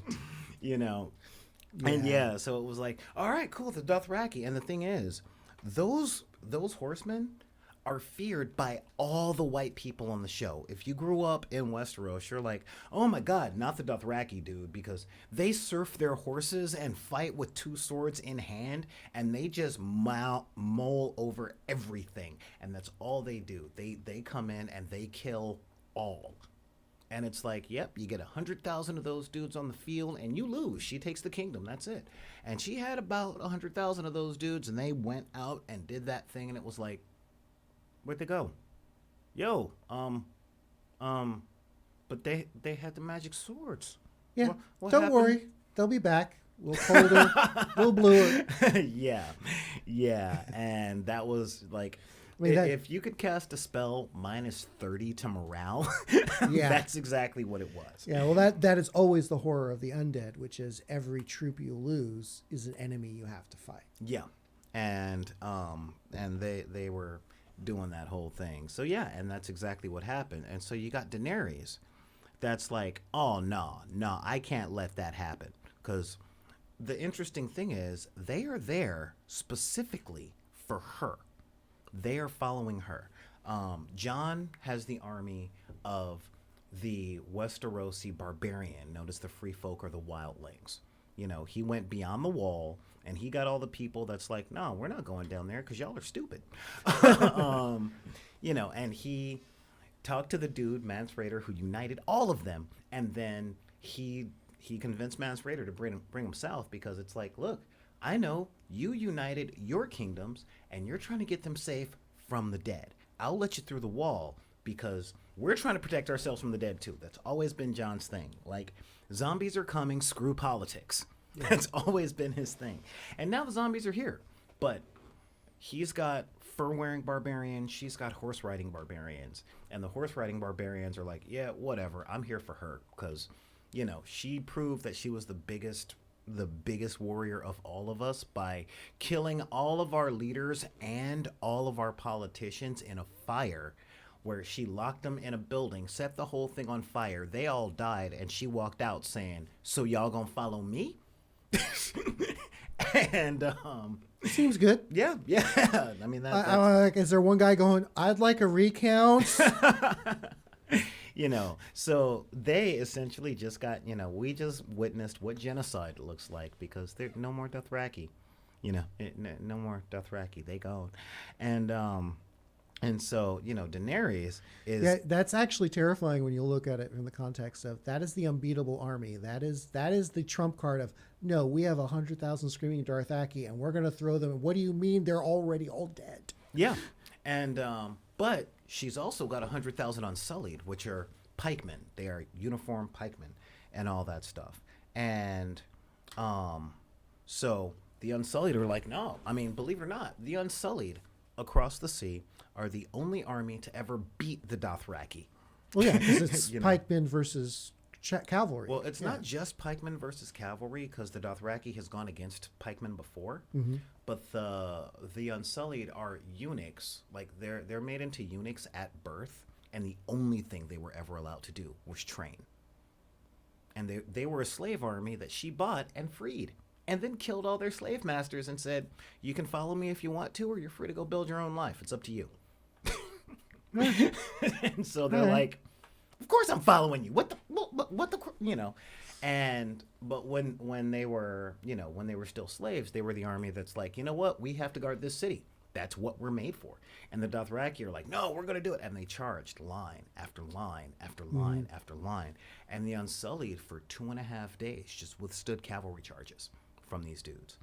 And part of Dothraki culture is when you lose the battle, you cut your braid off. You get a braid, you know, and if you lose, you cut your hair, surrender your braid with all of its bells, and you start over where everyone else knows you lost. And so the Unsullied for 4 days were just like, nope, hold the line, hold the line, hold the line. By the end of the fourth day, the remaining Dothraki in this horde just rode up to the Unsullied, cut their braid, threw it down, said, I'm tired, and left, you know. And so, Ain't worth it. We're out. yeah, and so they're the second wave. You know, they're the second line of defense. And so, of course, you've got the Unsullied there, and the head Unsullied Grey Worm is the only black dude on the show regularly. And in the previous show, he's like, so what do you want to do after this fight? Because, you know, all this stuff, I don't want to live here. I say you and me, we go down there. We adopt some kids. We get a farm. He pulls out picture. He talks to a woman he loves. And I'm like, oh man. I'm only 4 days from retirement. I'm gonna buy me a boat. Yeah. It's Yeah. the biggest trope. The Can we moment you just- start talking about what you're doing after the war. Yeah. Yeah. Yeah. No, you're so dead. Yeah, and you know, here he is, you know, in the show, and it's like, you know what? All right, he's leading the Unsullied. He's about to put his helmet on, and Well- kudos, yeah. I was gonna say so he's gonna die, right? So you know, so kudos to the cinematographers, okay? Because the cinematography in this one was just top notch. Because again, you get the pike line about to be charged because Cav's gone, and so we get you know. It's like, all right, here we go. Wind's whistling, and they're standing. And yeah, I wasn't BSing when I said this episode is dark and full of terrors. And it's like, okay, we're just staring into darkness, and it's really intense. And of course, you know, when you got your thing, but we've got them coming, and it's like, wow, they're gonna charge a pike line. This is gonna be nope. And it's like, whoa, just no, because yeah. I'm sorry, HBO is So- gonna flag this because we played 30 seconds of pitch blackness. Of Well, obviously that's Game of Thrones. Of course, but yeah, I mean, when those dudes came up, it was like, wait, what just happened? Yeah, you know, we're sitting up, and it literally was one of those, you know, hey, boom, you know, that's what we got because yeah, you just how do you hold a pike line against an army that will literally crawl over its own dead bodies? So, you know, Danny and John have got to do like the dragon thing. And I'm just like, okay, yeah, they're doing the dragon thing. And they lay down firing lines, you know, they lay down all the fire and all that jazz. Oh, and You that's know. good because the fire will now illuminate the creeping horror that you're actually fighting, and you realize just how screwed you are. Oh, yeah. Yeah. Because okay, well, okay, yeah, I can see there's a couple thousand dead out there in the fight. Wait, no, what? Okay, we're fighting 30 million dead people. Yeah. And again, and the dragon shots are just- Anyone have a volcano? well, the dragon shots are amazing Yeah. because I mean, just take a look at that. You get Yeah. like the dragon So now, illuminating everything. yeah, now you can actually see the endless hordes. that Yeah, you're- and you know, it's amazing stuff when you're looking at it, and but the king of the dead also has a dragon, and that is you know, so yeah. Oh, he's got. I'm assuming he's an undead dragon. He's got- Yeah. Because she had 3 when she got there, and earlier on in the last season, you know, they went to fight him and get one back to unite the kingdoms to say, hey, look, the whole thing is real, and yeah, no, turns out this dude is real good with a javelin, and so, you know, he ended up killing her weakest dragon and then raising it. yeah. And I'm like, yeah, that's what I would do. So now he's got a ride. And Yeah. you know, Every soldier you lose, every asset you lose, just strengthens the enemy. yeah. And so, you got the Dragon Riders up there going, all right, well, we're looking for the main dude. We are looking for that. And it's interesting because you get to see tactics, a lot of tactics. And I was really happy with the tactics that we got showed because it became a real thing. It became a real thing because they're flying around looking for the Night King because they know if we can take him out, everybody he turned and everybody they turned, they'll all fall. So we just got to find him. Cut off the head and the body will die. Yeah. We just have to find the 3,000-year-old Lich King that has magic spells and a Dracolich and an army of a whole bunch of other dudes that have spells and can raise the dead. So as soon as we find him and take him out, then we got it. The day is done. And so we got a great shot of Sorry, my mind goes to strange places. So, boss, we found him. We took him out. You did? Yeah. Went to local tavern. Had a real good time. Hoping to send him a missive. Not that kind of take him out. Yeah, you weren't supposed to take him on a date. You were supposed to kill him. How? He's already dead. And so we get, and again, We cut his head off. He got annoyed, put it back on, and said, "Please don't do this. I like this shirt."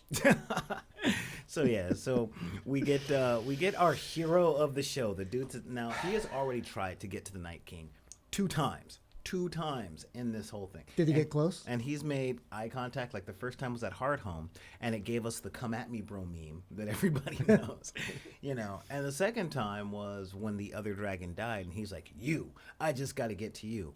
But the funny thing about a 2,000-year-old Lich is when you make eye contact with that dude and you're going, "I'm coming to kill you," he has this tendency of throwing a bunch of zombies at you so that you can't get to him. Yeah, okay. So John's got a grudge.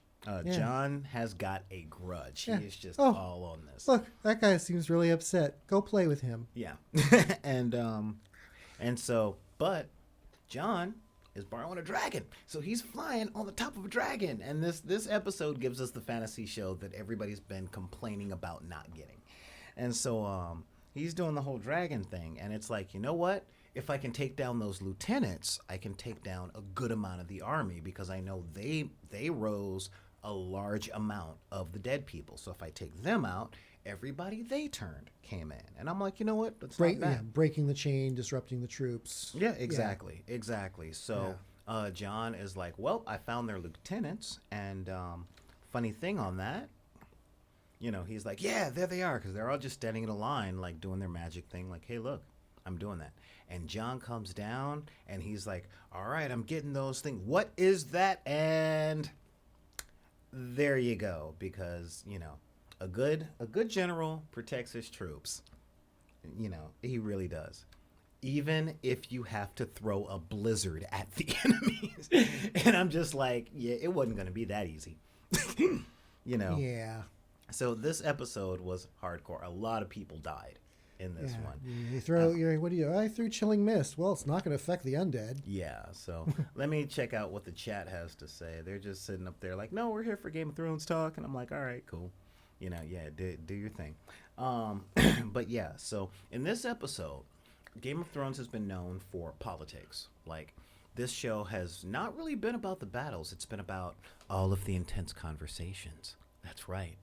Am I going to backstab you? Of course I'm going to backstab you, but why? Is my backstabbing of you going to help you in the long term? Is your backstabbing of me going to help me in the long term? How can I outmaneuver you? And there really wasn't any of that in this episode. There was a whole lot of dying going on. Yeah. And so most of this thing, but we got to talk about Act 2. Okay. So Act 2. And again, this was set up to 3 acts. They made it very clear. The first act, they wanted to make a suspense thriller. Okay. Okay, that's what they wanted to do. It's like they wanted to make a suspense thing. And it's like, you know what? That's And you do the good horror movie thing of never show the monster too early. Exactly. In this case, don't show the army too early. right. And that Save it was for that dramatic moment when you realize just how screwed you are. Yeah, and that's exactly what the thing was. But it was just a suspense thriller, and this is an important thing because Act 2 was when it turned into a horror movie. Okay, and in Act 2, we've got our good old girl, Arya, finally taking a few moments and going, yeah, hang on a minute. Let me just, I'm going to take a second here, see if I can brighten this up for you guys. Because again, I like I said, this is a dark episode. Really, really dark. So yeah, this particular one was just like, whoa, dude, this was, oh yeah, here we go. Let me just pump that up a little bit there. And, but yeah, because, this was a super, super dark episode. So yeah, let's see if we can get this going. But yeah, so Arya has been doing some real cool stuff. I intentionally did not show you guys her fight scenes because you got to watch the show for yourself because, you know, she earned it at this point. But in Act 2, when it turned into a horror movie, it was some intense stuff, man. You know, she's like walking through the library and she's like, oh my God, this is, man, I was doing some serious fighting here. Oh God, zombies are inside. And this whole stealth mission becomes like super duper intense because she's in the library and she's by herself and she got clocked. She got her bell rung. and yeah, she's just like, okay, no, this is, oh yeah, dude, dragging a sword. This is, oh my God, okay, that's cool. Don't be afraid. You know, be quiet as a shadow, quick as a snake. Quiet as a shadow, quick as a snake. Quiet as a, don't mind me. I'm a zombie. I'm walking by books. Oh, look at the books I'm walking past. Excuse me. Pardon me. Yeah. And, so yeah, and she is just like, you know, hiding in between the stacks in the library. And yeah, I gotta say, man, oh God, I'm really overexposed. Yeah, this ain't good. Hang on. Give me just a minute here. Yeah, I gotta fix that there. Yeah, just, yeah. Yeah, that's the way to do it. Money for nothing and your chicks for free. Yeah, so, yeah, let's, and go back here, and boom, and boom. Hi, all right, that's a lot better. Yeah, so, I mean, this scene got super intense, and then from that point on, it was just like, little girl fighting zombie hordes over and over and over. And we got a couple of good character moments. Shout out to my boy, the Hound.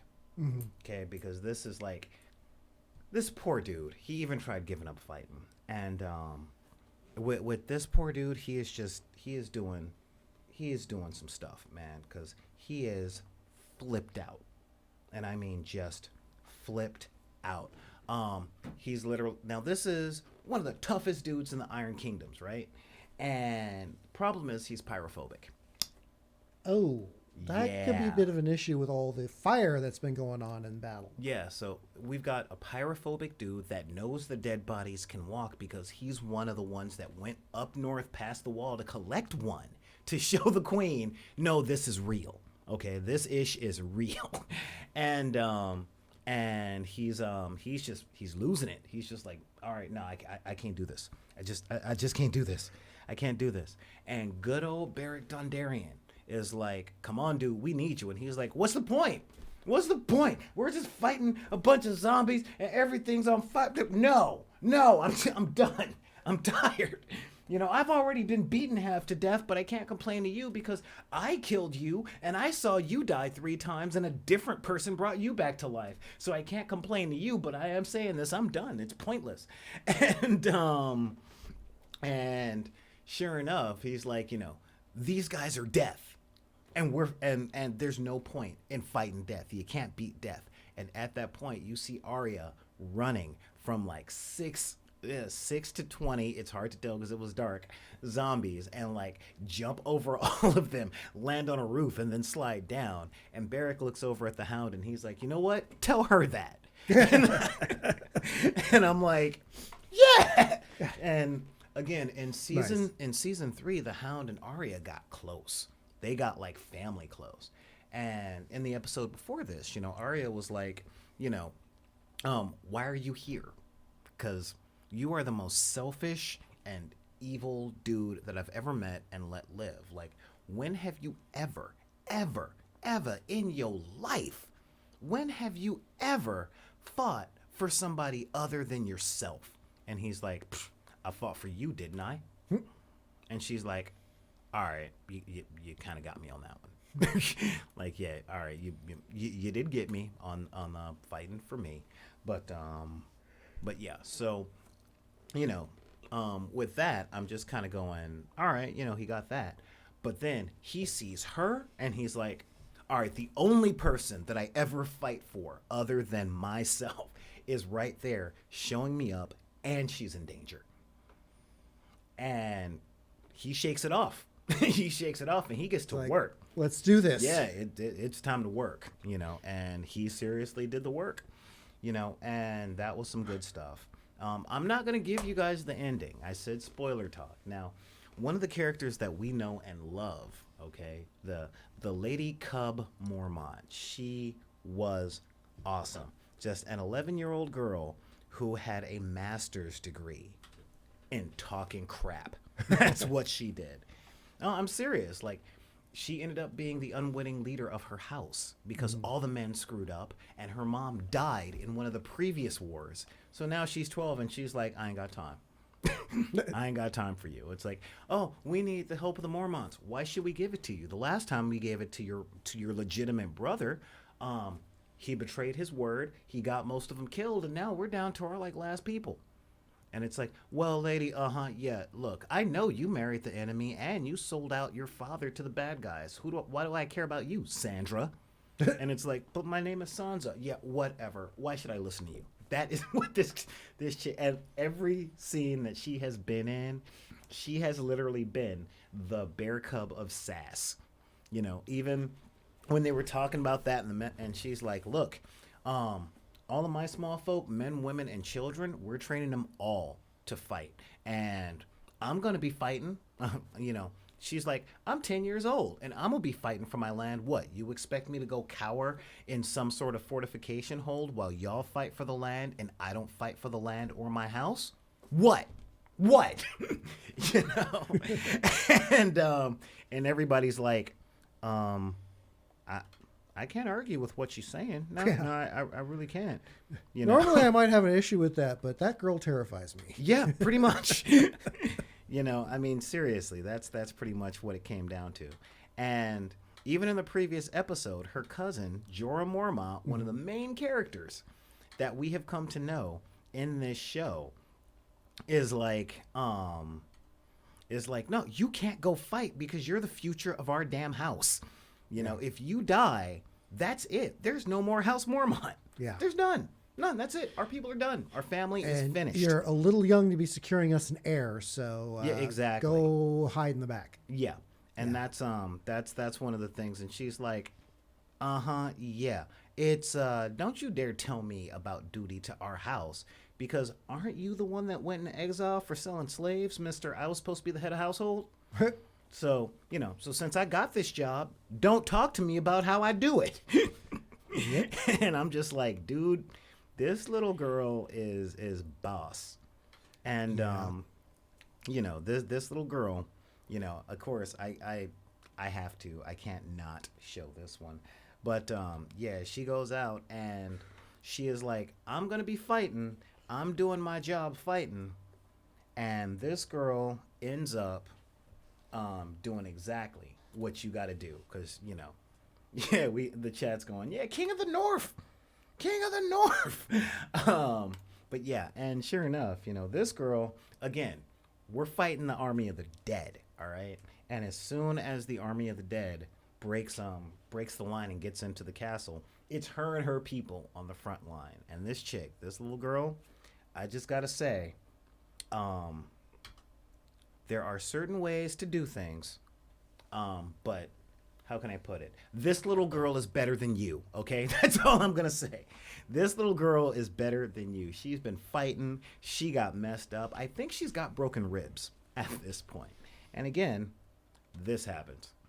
Ah! And that little girl is like, she's charging a giant, a literal zombie giant. And that zombie's literally breaking every bone in her body right now.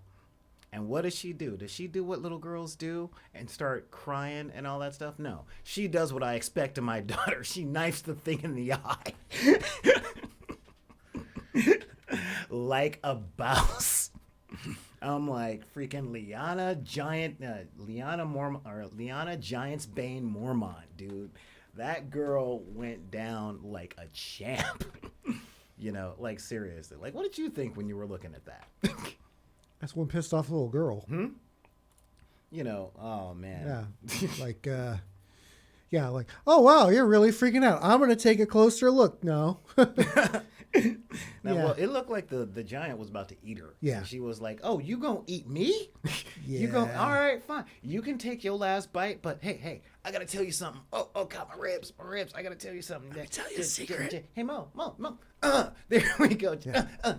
Right there, it just shakes him in the eye. And you know, don't get me wrong. I gotta make jokes about this because it did hurt watching a lot of this stuff. Yeah.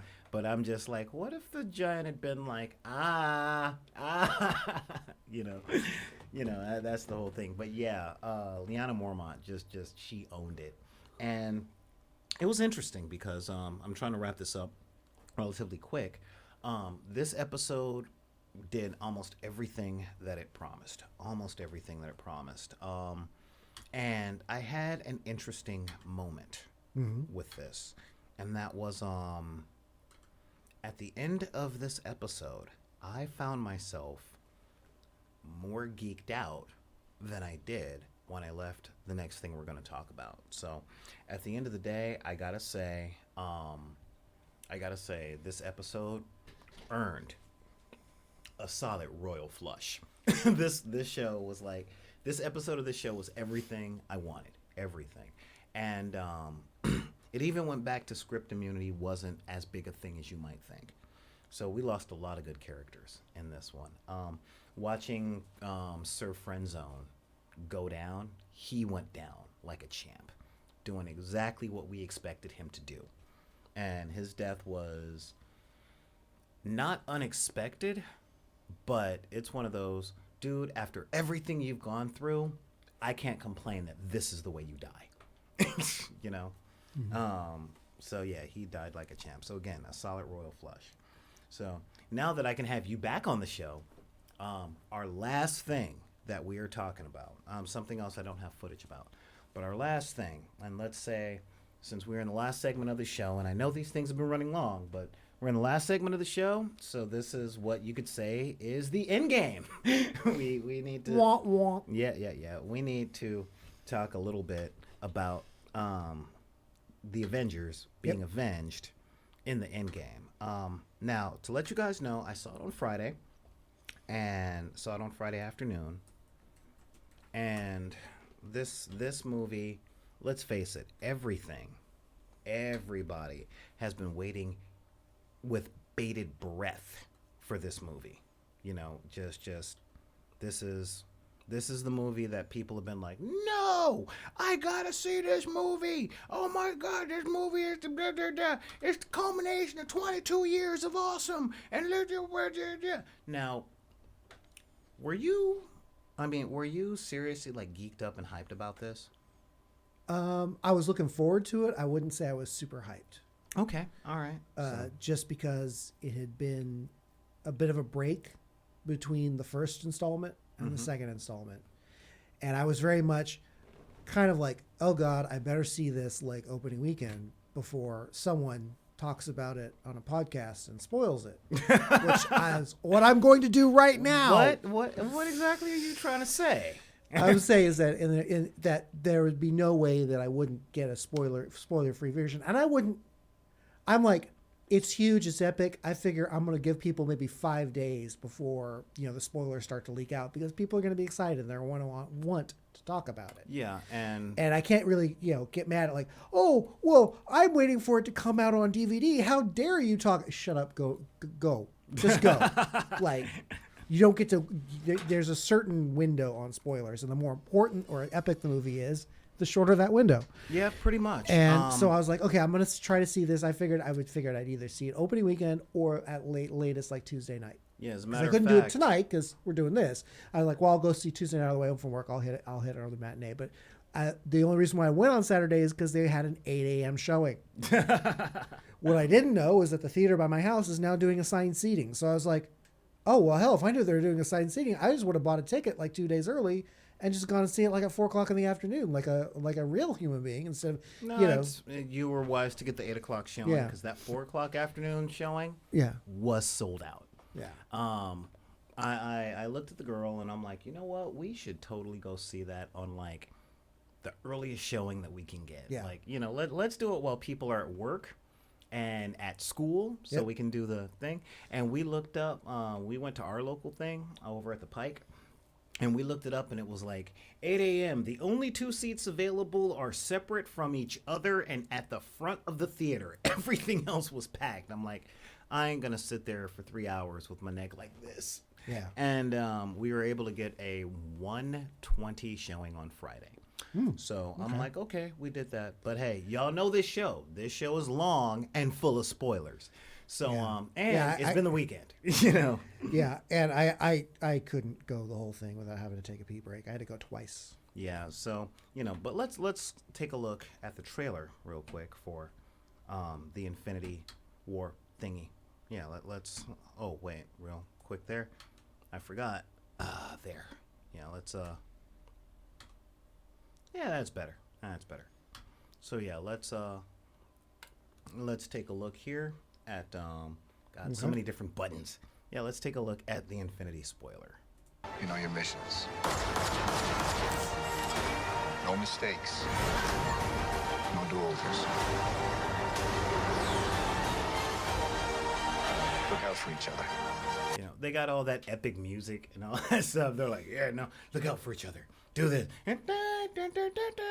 Man, I'm just gonna open right up, I left the theater not nearly as geeked out as I thought I would be. Yeah. Seriously, like. Well, part of that for me was just sheer fatigue because it's a very long movie. Yeah, I'm good with 3-4 hours in a movie theater. Like that's not a big thing for me. And I didn't go to the bathroom. I didn't have a cigarette. I didn't do anything like that. I literally I left the theater and I'm like, huh, okay. Well, they also in the film do a lot of post-epic moment wrap-up. Mm-hmm. There's a lot of aftermath, a lot of, well, what are we going to do now moments. So it gives you as a viewer an opportunity to kind of calm down, as opposed to earlier movies where, no, we're going to end this on this epic and then what happens next? Because this is the what happens next. I mean, half of the movie is just dealing with the fallout from Thanos. Yeah. And and then it's like, oh, you didn't get closure on that, did you? No, you didn't get closure. You're not happy. You want closure. Okay, we're going to give you some closure. Well, you know what? And that was an interesting thing for me. I do like that they had the 3 parts of the opening scene. When I say 3 parts, I mean the pre-credit scene was interesting for me. Because it was very much, the pre-credit scene was like, okay, looking at this, and oh, that was messed up. Poor Hawkeye. Yeah. Poor Hawkeye. Things I got to give to this movie. For 9 years, let's be honest, 8 years, 8 years, we have been hearing one question from cynical people out there where I'm just like, dude, shut up. Just stop trying to sound cool. Which is, why is Hawkeye on the team? He just has a bow. He's up against like super soldiers and a monster and a god. Why is Hawkeye there? Me. I'm like, why is Batman on the Justice League? You know, that's one of my big things. You know, it's if you're gonna say Hawkeye can't be there, then you got, because he doesn't have power and he just has a bow. Then you have to say that no street level character belongs on these teams. Yeah. You know, and Plus, he's more. Yes, his weapon is a bow, but the point is that in his hands, it is a surgically lethal weapon. yeah, Because he's like, oh, what you gonna do? Oh, Hawkeye versus Hulk. What you gonna do? He's got a bow. What's it? Well, I just put out both of Hulk's eyes, and I just took out both of his knees, and now I'm gonna run away. Why? Because that's just gonna piss him off more. But he's still got to take the arrows out of his eyes and his knees before he can catch me. And then I can pin both of his hands to a semi truck, set it on fire, and run away more. yeah. My and, plan is. yeah. But you're like, well, that's like, yeah, my plan is, but he can do that. I mean, Yeah. he's just a kind of a watered down version of Bullseye in that he uses these weapons, but he can make anything into a weapon. Yeah, that's one of the terrifying things about him. And I'm like, dude, don't give Hawkeye crap on the Avengers and then talk about how cool Batman is with his unwillingness to kill and the same array of weapons. And, you know, Hawkeye's not rich. I'll give you that. But he's funded by S.H.I.E.L.D. So he's pretty much got the same resources. And I also did like the fact that in the Avengers movie, they showed that his quiver is actually like manufacturing the arrows. Mm-hmm. So it's not just a matter of, oh, well, what? He's got like 12 shots. No, he has as much shots as a soldier has ammunition. And he has the ability to select and dial and program each arrow as needed. Yeah. With his little And buttons. and I like the fact that like they did that 5-year jump, and over that 5 years, he's been on a Punisher tear. Oh yeah, well, he is a good man who has lost everything. He has nothing left, and he's going through this whole survival guilt thing of how dare you live when my family died? Yeah. You are a terrible person, and I am going to end you because obviously there is no justice in the universe. Otherwise, you would be dead, and they would still be here. Yeah. Or more importantly, I would be dead, and they would still be here. Yeah. So he's on this whole nihilistic survivor thing. Yeah, and you know, so honestly, that was a really cool thing for me to see Yeah. in this movie, because I'm like, you know what? Yeah, leave Hawkeye alone. Like, And also, leave him alone. and also, Hawkeye with like safety protocols removed is just a murder machine. yeah, yes, he is. I saw the room. It was him. The carnage. It happened so quickly. It was him. Why? Because he walked in a room and everyone died in 12 seconds. Yeah, that's pretty much it. And now, letting you guys know, I did a spoiler talk with good friend of ours and a good friend to the channel, That Nerd Soul. Matter of fact, I did that yesterday, and it's up. Here's a shot of us over there at one of our things, and yet it was an all-black in-game panel, and that was cool. I wish we could have had some women on the panel at the time, but just the ones that had anything to say wasn't available. So, you know, that was the whole thing. But yeah, and the amount of nerddom that was on there, oh my God. We had a really, really like talented writer that was just watching and laughing at us going, I am just loving the amount of nerd power that's coming from there. And but yeah, so I looked at all that and I'm like, okay, all right. I didn't have many problems with the plot of the movie. I really didn't. That was the whole thing. Like this movie was tight.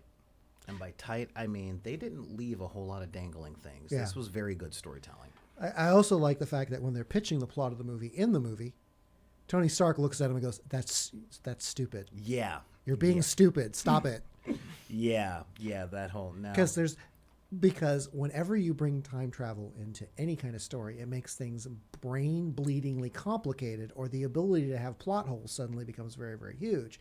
And I also like the fact that the two alien super tech guys who are like, hi, we're alien super tech.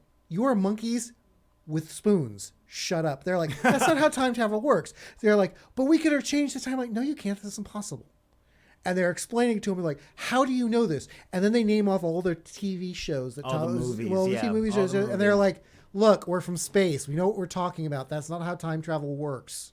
You can't change the past because as soon as you go to the past becomes your present, and the future is your past. You can't change it. And now there are lots of things I loved about this movie. It really was. Number one, I like Professor Hulk. I was watching a thing on YouTube this morning, and they were like, "Oh, so you and he just came to terms? You could have done this the whole time." I'm like, "Dude, no, No, he Professor couldn't. Hulk was awesome, and sometimes you need to get your butt kicked before you are willing to listen." Yeah. The You Hulk know? couldn't do this anytime. The Hulk fought an entire planet for like 100 years and was totally cool doing that. It wasn't until Thanos clocked him one that he went, oh, wow, me and Banner need to talk about things. Yeah, and Puny Banner. you know, and Puny Hulk. so it was really good to see Bruce Banner actually at peace and happy. And with Tony Stark not around, you can see that he's smart. Yeah. You know, seriously, I I happen to know another super scientist who isn't Tony Stark. Yeah, and that has kind of been my problem with this. And I said this in the other video. And yeah, I'm going to double down on it. The Marvel Cinematic Universe took Tony Stark, took Iron Man, and essentially gave him the job that Reed Richards has in the comic books because they didn't have the Fantastic Four. Oh, you mean the designated jerk? No. That's what Tony Stark's always been. I mean, not just the smartest guy in the room, but the smartest guy in the room that makes all the other smart guys look stupid. That was always Reed. And that's what Reed Richards did to Tony Stark and Bruce Banner and Otto Octavius and Peter Parker and Hank Pym. And notice how I just keep labeling off all these super scientists in Marvel? Yeah. You know? Oh, wrong button. Yeah. So yeah, and that's what they did. And I'm like, why is this not sitting good with me? Because I've been asking myself that question for the longest time. And I'm not saying that Tony Stark isn't amazing, because he is. It's just they made him so much more amazing than everybody else that they made everybody else look incompetent over the course of the movies. I'm like, dude, Bruce Banner is a super genius. And I think one of my favorite moments in the show was when Rocket looks over at Tony and says, hey, don't get too big for your britches. You're only a genius on Earth. Yeah. You know? Yeah. And I'm kind Rocket's like, look at me. I'm building world-destroying weapons out of your garbage. you know, and Yeah, Tony Stark couldn't fix a broken broken carburetor on space.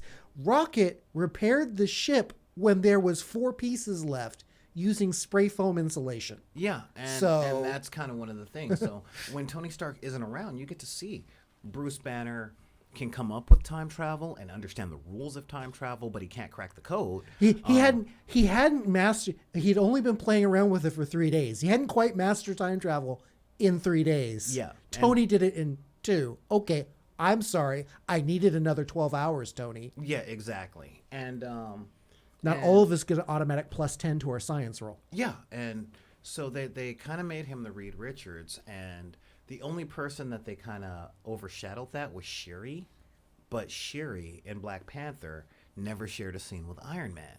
Yeah. You know, and it was finally good to see Bruce Banner not being used to show how much smarter everyone else is, because it's like, yeah, he's a super scientist, but Tony always outthinks him. Shuri outthought him in Infinity War, and so it was good to see him actually take point intellectually on this one while Tony was gone. Yeah. So I'm looking forward to seeing more of that. I'm sorry. I'm just picturing Shuri. He's like, oh, look, you have an arc reactor. That's cute. I built one of those when I was 6. It was part of my Girl Scout troop. Yeah, you know. It was for my science badge. Yeah, and imagine your arc reactor with vibranium, huh? Huh? You know. So yeah, I get that, and I'm happy that we finally get. I wish. I'm know. sorry. I just wish I had seen more of her in the movie, because when she does show up with her battle gauntlets, you're just like, and in full battle makeup, I'm like, and looking like, oh no, I'm about to bring the murder.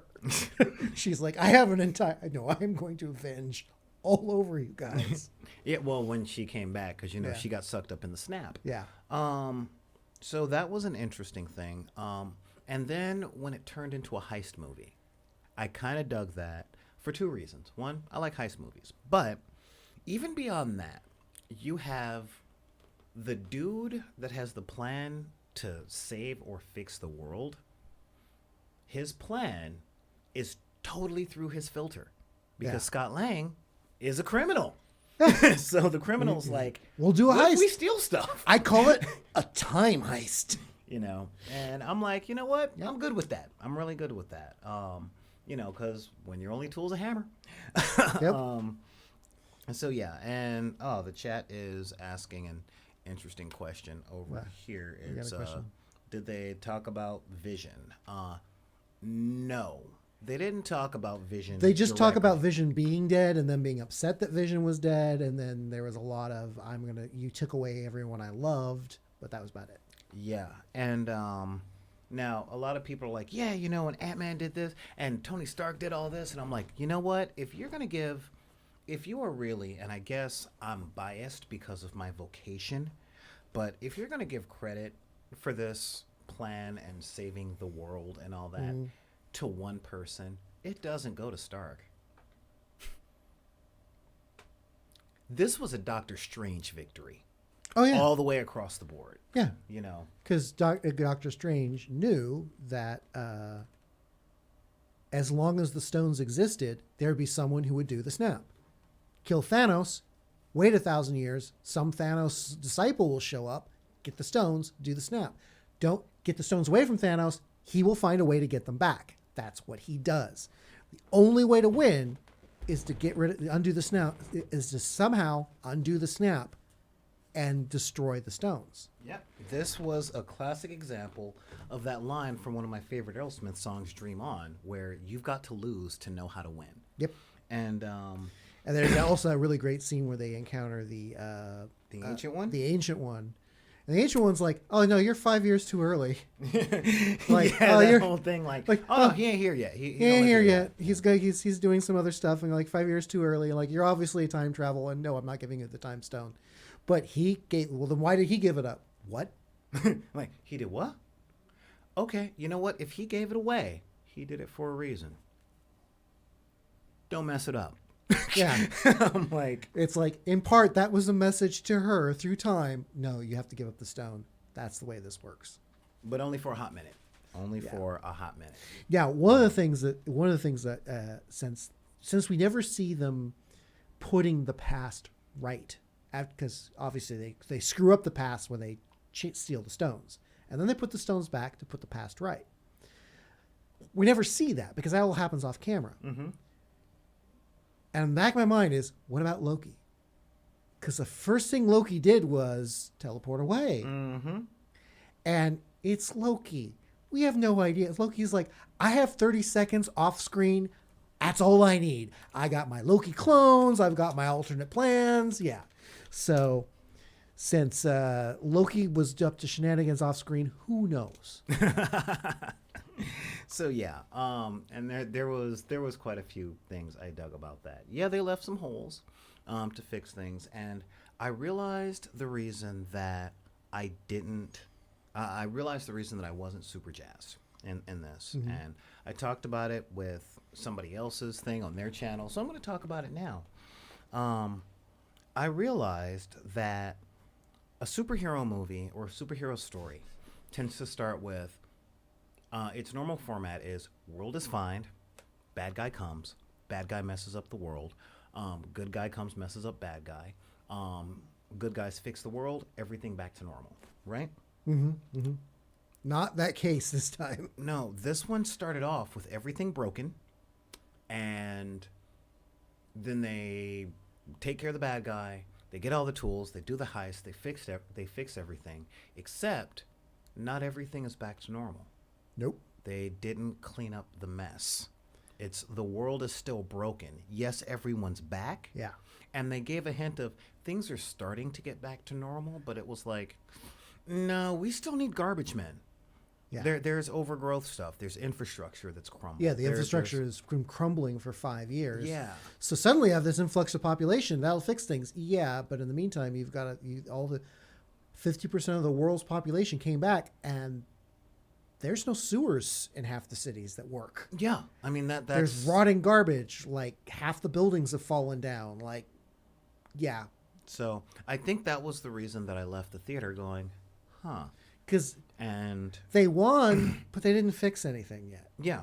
And from what I've heard anecdotally is that the next Spider-Man installment is supposed to be addressing that. The next few movies are going to be addressing the put back together. And I'm like, okay, I suppose I can deal with that. My big thing was, I was troubled. I called up my mentor, and I'm like, why don't I feel as geeked out as I think I should be? And he's like, well, what would you have changed? Like, what would you have taken out? And I'm like, I don't know. Like, it was cool to see Captain America use Thor's hammer, but I don't know if I needed it. I knew it. And I'm like, I also, I know? sorry, Yeah. I just like that Thor was like, I'm in the past. I'm stealing shit from the past. I'm taking my hammer back. yeah. And then I'm like, keeping Thor fat and sloppy, the big Thorbowski.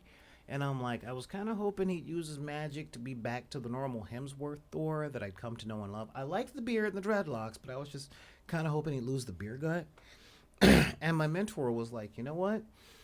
It's good that he didn't, because of all the characters in the entire Marvel pantheon, he's lost the most. Yes. And he's got the most weight on his shoulders.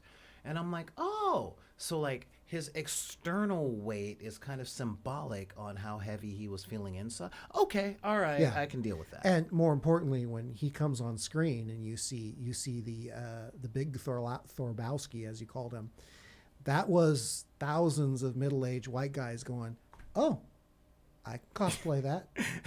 Okay. I can cosplay that. All I'm going to do is I'm going to get me the Thor outfit, big, what's the name of his new hammer? Is it- Stormbreaker. Yeah, Get me a Stormbreaker. Stormbreaker and strap 2 Pabst Blue Ribbons with duct tape onto the side of it. Really? Brewskis. Really? That, and I wanted to have his angry video game tirade. I just want that recorded Yeah. because they made his friend upset playing video games, so he talked mean to the kid on the other end. Yeah. Go cry to your father. Go cry to your father, whose basement you still live in. And I'm like, okay, I get that they made Ragnarok a comedy, but still, I was like, although, okay, I'm gonna talk for real talk. Some manly tear moments. Okay, I broke when Scott Lang found his daughter. I broke. I'm like, okay, she still lives there, which is cool. I can see how you can still live there, because with half the population gone, the infrastructure's down. Who's gonna collect the rent?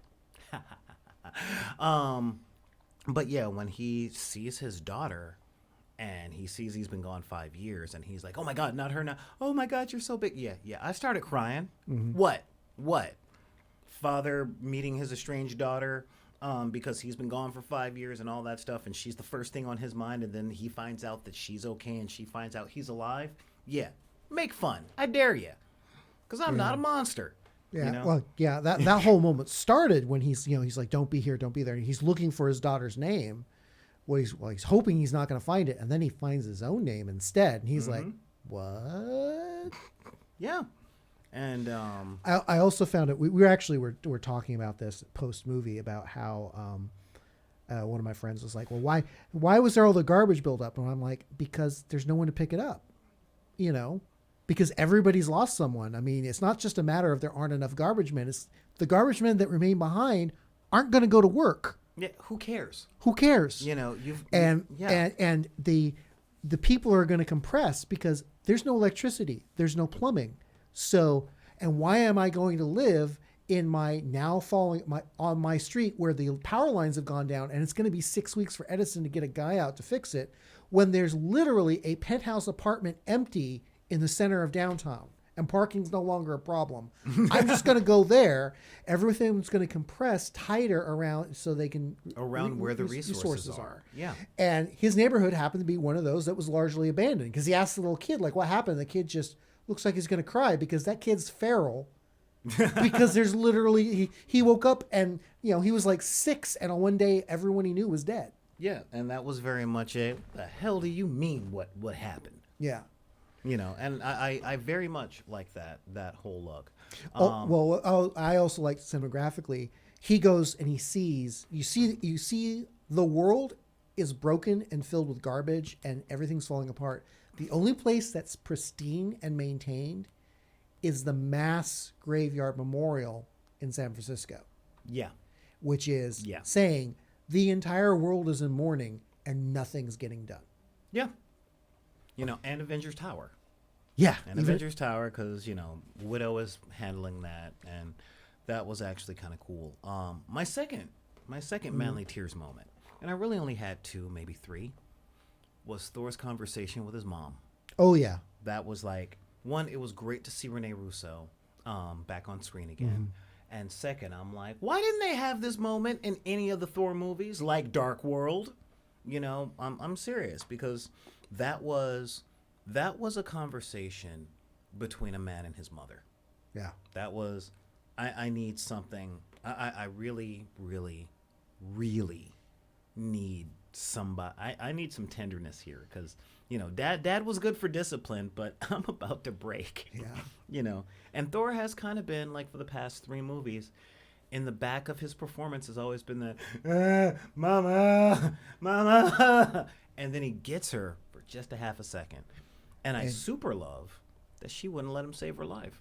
Yeah, 'cause she's like, first off, I know you're from the future. Yeah, I'm totally for the future. But how can you tell? I was raised by witches. I see more with more than my eyes. And he's like, I got to tell you, you're going to die. Shh. I know I'm going to die. I was raised by witches. I see more than with just my eyes. This is my destiny. Don't worry. I got this. Yeah, I'm good. But mama, shh. You a man now.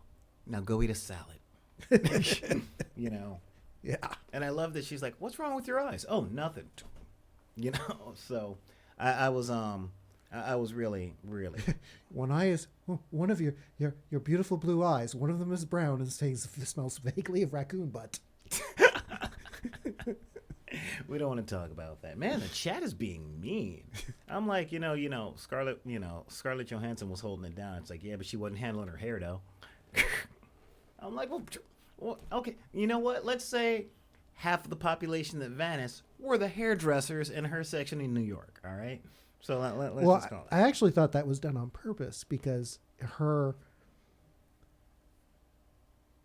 character initially is a femme fatale. Mm-hmm. And her appearance is one of her weapons. Mm-hmm. So the fact that she was no longer paying close attention to her appearance shows that her mode had changed. She was now an administrator. She didn't need to weaponize her appearance to get her job done. Also, she's falling apart because just like everyone else, she's got survival guilt and all that. Yeah, I also noticed that she's wearing the little golden arrow charm, which is linking back to Hawkeye. Yeah. And Hawkeye's gone completely off the deep end and is on a murder spree, and she's like, I gotta handle this. Yeah, and in truth, the thing I liked about the appearance there was the last time we saw her after the snap, she had the hair dyed blonde because, call it a mission, but all the new growth was red. Yeah. And that was after the 5-year jump. So it was like, you know what? We see 5 years means something. Yeah. We get a little bit of that. You know? Yeah, and there was also I haven't seen the Miss Marvel movie, so I mean I know of the Miss Marvel movie actually, but what someone else had commented that they liked the fact that they kept commenting on, because Miss Marvel is a Superman analog, i.e. she's so powerful she can fix everything. Once she shows up, you don't need anything else. Mm-hmm. So they did a very good job of, well, why aren't you just taking care of her problems? She's like, because the entire universe got jacked up and Earth has you guys, so you don't need me. I'm taking care of 1,000 planets right now. So yeah, cut me some slack. I'm skipping my lunch break to have this conversation. And I liked how she was like, oh, okay, I'll be back. I'm going to just go kill him. And they're like, what'd you think you're just going to kill him? Dude, that's what I'm here for, you know? Yeah. Um, I also like that when she finally does, because one of my friends was saying, because they referred to her as the you know, where's the fiery girl? Where's the fiery girl? Where's the fiery girl? And when she finally does show up, the enemy gives her the respect she deserves. We also like that with Scarlet Witch, because when Scarlet Witch shows up, everyone's comment, you know, we're all geeking out and going, you know, the Scarlet Witch could single-handedly take Thanos because she's one of the most powerful Marvel characters out there. In fact, she could single-handedly undo the snap. She just doesn't know it, Yeah. you know? So, but they kind of, you know, in the movie series, they dramatically scaled back her power. But even then, I love the fact when she finally does go toe-to-toe with Thanos, she's beating him. Yeah, she She done, is going dude. to kill him. And the only thing he has to stop her is to call down a aerial bombardment on the planet. He's literally using his planet, because his dreadnought's planet destroying artillery Yep. to take her out. And it's like, but sir, our troops, he's like, just do it. Yep. And so that's and so that's when he needs to like tip the scales with her. So I was like, that's a good nod to how powerful she is. Mm-hmm. And then I also love that moment that when Captain Marvel finally does show up, the planetary bombardment stops, and the planet-destroying weapon starts shooting something over there. Why? I don't know what that is on my scope, boss, but the power reading is so high, we need to throw everything at it because too late. Honestly, the fact that she destroyed the ship by herself was pretty awesome. Oh, yeah, and I love the look on Thanos' face when she just single-handedly destroys it, and he's just like, wow. Yeah. Although, Because that is his armada that he has defeated every single galactic army with, and she took it out in 30 seconds on her own. yeah, and it was funny because I loved the fight with Captain America and Thanos and him doing the I can do this all day, but not quite. I can do this all day. But then when you get that moment, like, hey Cap, can you hear me? On your left, you know, and it was like what? And when I saw the sling ring portal open, I'm like, finally, because they undid the snap a while ago. Yep. So I'm like, where is every? And I'm like, oh wait, my man is orchestrating a new thing. Yeah. You know. And then it was like 1 sling ring portal, 2, 3, 5, 9, 11, and when backup came, and Thanos is like, seriously.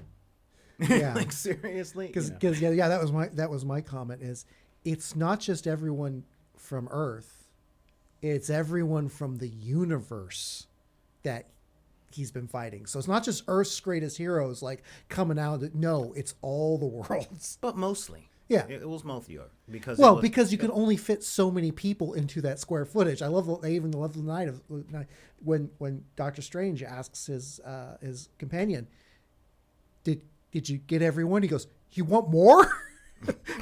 And the answer was like, yes I do, because I'm Stephen Strange, you know. But yeah, and that was so, you know, that was definitely like a tearjerker moment for me. And well, not tearjerker, but I'm like, okay, good. And not gonna lie, that moment with Falcon taking down the air whale, Yeah. I'm just like, okay, dude, wow, whoa, Yeah. whoa, because I know that those wings are razor sharp. I know that he is a soldier, but I ain't never seen him behead anyone or impale someone or anything like that. Like, even in all of the stuff where they end up fighting the army of expendable CGI generated things, you never see Falcon just going off like that. You Yeah, know? just like flying low and just clipping heads off as Yeah. he goes. And I'm just like, okay, all right, Yeah. they're pulling out all the stops for this one. You know, One of the comments that was made was that they didn't like the fact that they finally bring Doctor Strange back for the big confrontational battle, and then they take him out of combat holding back the ocean. It's like, oh, what am I doing? Oh, I'm holding back the ocean. I'm like, dude, you are the Sorcerer Supreme. You could go, and the ocean would just stay. You don't have to be. Why are you using a concentration spell? You can do that with a cantrip. because it wasn't his victory. Yeah. You know that. I mean, again, 14 million, or 14,500,000 and blah blah blah blah blah. You think 14,451 was him snapping his fingers, taking care? No. It was, Yeah. But again, wasn't his movie. Yep. I'm waiting for Doctor Strange too, but if y'all don't know that I love magic slinging characters by now, I don't know what you've been watching. But but yeah, so that was one of the comments I heard someone was saying. I was like, it played out okay, because I did like that moment where he has it with he and Tony have that moment. Well, they have those two both moments. the moments, yeah. Both the moments. whole. All right, you saw those 14 million ones. Is this the one that we win? If I tell you what's going to happen, it won't happen. Yeah. Sorry, that's the way it works. And Tony's like, okay, I accept that. And then later on, when he kind of gives Tony the nod of, okay, Tony, this is it. Yeah, And Tony's like, I love that wordless moment. It was Yeah. like, I'm holding back the ocean and, hey, Stark, yeah. you got one shot at this. And that was when Tony was like, all right, that's all I needed to know. Because Tony's like, Tony, they've approved. He's brilliant. He understands everything in a flash. He knows exactly what he needs to do and what he's going to pay to make it happen. And he's willing to do it. And because at that point, when the new Infinity Gauntlet is Stark tech, I'm like, and then Tony goes to grapple with Thanos. I'm like, oh, Tony's got this. He literally owns that gauntlet. It's made of nanotechnology that is thought controlled by him. Yeah. And I'm like, okay, fine. And when Thanos goes to do the snap, I was like, oh, I know how this is going to play out. And Yeah. And I'm like, why isn't it working? and I'm What? like, pickpocket. Yep. And the entire universe was saved by a pickpocket at the end of the day, Yep. So I'm going to talk about the thing I didn't like, because people keep looking at me like I'm made out of cheese with the thing I didn't like, which was I didn't like the second half of the funeral scene. I'm like, I could have gone without this. Thank you. I could have, I would have rather them show the world having been put back together so we can just get back to status quo. Then, look, it's the first reactor on a lake with flowers. And then the shot that I still don't really like, and a lot of people are like, well, you're just being okay. And I'm like, I'm looking at it and I'm like, and you get a franchise, and you get a franchise. And hey, look, it's the Guardians of the Galaxy. They get a franchise. Hey, look, it's Doctor Strange. You get a franchise. And hey, look, it's Captain Marvel, and you get a franchise. And it's some S.H.I.E.L.D. agents, and you get a franchise. Yeah, I kind of did interpret that as this is the lineup for the next cycle of heroes. Yeah. And it didn't bother me. I kind of felt, well, that's what they're doing, and I'm like, okay, well, they want to tie everything that'll tie back and continue the chain. Again, I would have rather things gotten back to status quo, but we'll see. Well, we'll see how putting the world back together works out Yeah. in the upcoming movies. This movie very much could have probably had 20 minutes edited from it and still played out quite well. I mean, it really is in the theater. It was pretty much a director's cut to begin with. I don't know. I really don't know. Other than that scene that I just talked they, about, which they is my took their personal time thing, to give. Well, they took their time to give every character a moment to show how to show their pain, and then some moment to resolve things. Okay. And those were not necessarily, if you look at it from a standalone kind of thing, it's not necessary. I don't think it was necessary to make the movie good. What they were doing the movie consisted of all these little micro epilogues for the chain of other stuff. Okay. So they were kind of wrapped. So, okay, we're wrapping up the Thor's chain. Here we're wrapping up this chain. Here we're wrapping up that chain. So here's my question, because I've been thinking about this since my mentor asked me what I would, but what would you cut out then? I wouldn't necessarily cut anything out. Well, you said the movie could lose 20 minutes, so where would that 20 minutes come from? Well, all that stuff. Okay. All of the emotional character development stuff isn't required to make this a good film. See, I disagree. I think the emotional moment should be in there. I would honestly cut that part of the funeral that I was talking about, and I would cut 3 other things, because they were awesome, but I could lose them. Thing 1, here we go. they're going to be at. I would cut the Captain America versus Captain America fight. Him getting the thing from the guys in the elevator was an intense and well-rounded enough scene for my tastes. I wouldn't have had him had to fight himself. That cuts 3 minutes right there. Yeah, and I am amused at the that they managed to work in Hail Hydra. Yeah. I totally would have been down for that, and yet just seeing him fight himself, and I like the dirty trick of like, hey, Bucky's alive. What? Punch. You know, I mean, it was a fun moment, but I wouldn't have had it. I would have cut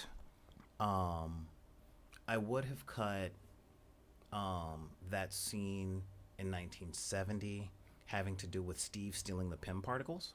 Yeah. I would have cut. I also would have cut that part of the funeral scene. I would have cut that out.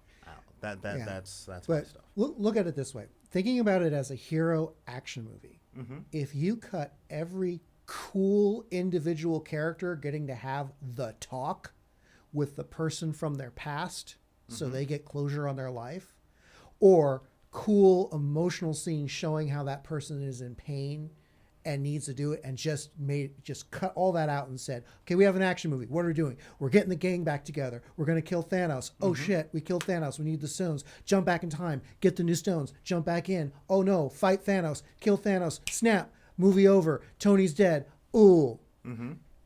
What? Normal 120-minute runtime, you'd come out of there going, wow, but what about all this other stuff? You would be jazzed, but you'd be upset about the lack of closure on the other things. I'm not So, saying I'm that thinking- I want that stuff gone. No, I'm neither just- am I. But I'm thinking that the part of that adrenaline rush is because they mixed the adrenaline rush with the deep emotional, Yeah, with quiet character moments. moments. And I get And that. the quiet character moments are wonderful because they are the capstone on the cycle.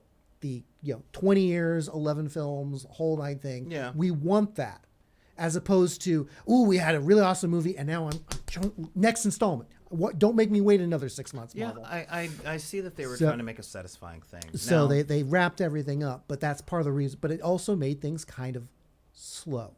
Slow's not bad. It's just It did slow down the pace. Now I had to do some real digging and all that stuff, and I'm like, my big scene in the movie that I would keep exactly as it is was the Hawkeye Black Widow fight to see which one of them dies for the Infinity Stone. yeah. Now, from the writer's point of view, I had to figure out why would they do that, and one of my mentors yesterday pointed out that it had to be her because we live in a Judeo-Christian society, and that was her atonement for all the people that she killed. She couldn't just feel bad about it and turn her life around. She had to die because of the paradigm that we live in right now. And I'm like, I could kind of see that. I could kind of see, because truthfully, I was actually kind of hoping that Hawkeye would be the one that dies. I was kind of hoping that. that's But I actually- also know that he gets his own TV show after this. That was one of the things that we really debated, and honestly, it's a real hard call because it's all about giving up what you love most, and by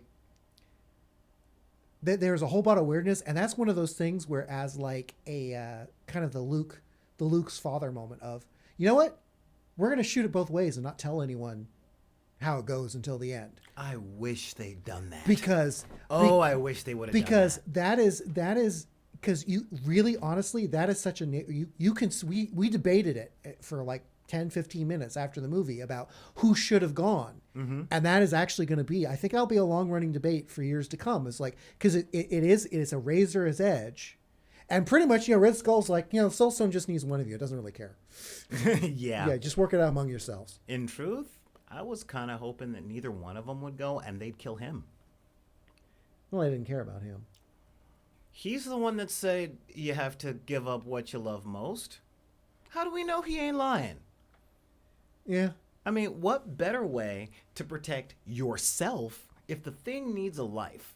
if the thing needs a life to be found, and you Soul are the for only soul. person around, it's like, yeah, soul for a soul is the believable part. But the one that you love, what better way to protect yourself than Yeah, but my mind melting moment of that is like, whoa, whoa, whoa, Red Skull, why are you back in there? Where did you come from? I got that at the last movie, and I'm Yeah. just like, it's got to be the one you love most. I don't know.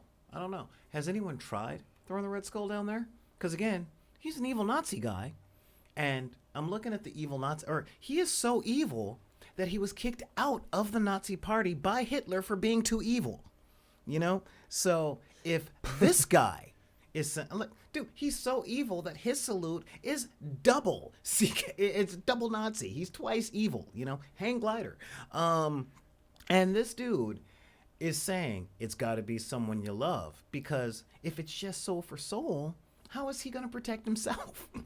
Because what would have kept Thanos from going, I have to exchange his soul to get the soul stone, and I've brought my daughter, but I don't know you. Ah! Give me the stone. Thank you. Yeah. You know? Yeah, so if I were an evil guy that's looking for self-preservation, I'd be like, yeah, it's the soul for a soul. And it's got to be someone you love, I say to the dude who don't even know me, Yeah, you know? And that, I mean, it's a good con, you know? yeah, but that is I think going to be a real good debate as to who it should have been and all that. Yeah. And Hey, hashtag Red Skull Lies. But with that, this has been a fun conversation, but we've been here a while. yeah, So with that, I'm going to say, hey, man, thank you for showing up. You know, let's give thanks to the people over in NP City. Thank you, guys. Thank you very much. And, yeah, there we go. oh wow, yeah.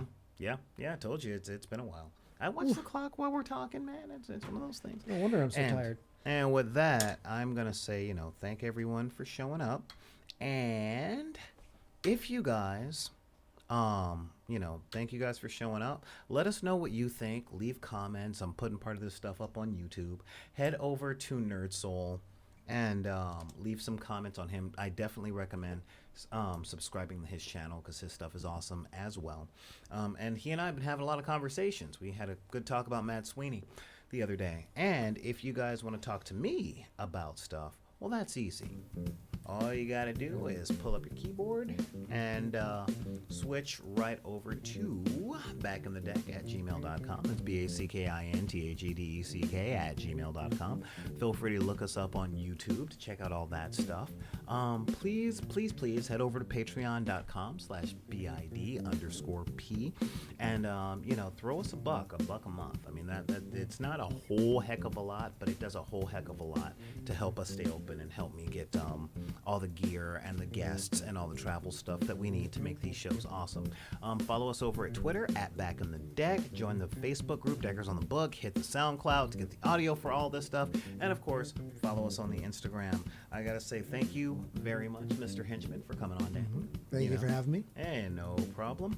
And of course, with that, I'm going to say thank you guys for showing up for another very long episode. And remember, if anybody tells you that you can't have the hobbies you like because of the circumstances of your birth, be it race, religion, creed, gender identity, sexual orientation, disabilities, or your budget, you just tell them that we said to take those cards and put them back in the deck. This is Solar Gray, the Cinematic Sorcerer, saying see you guys next week on Bust a Recap. Night, everybody.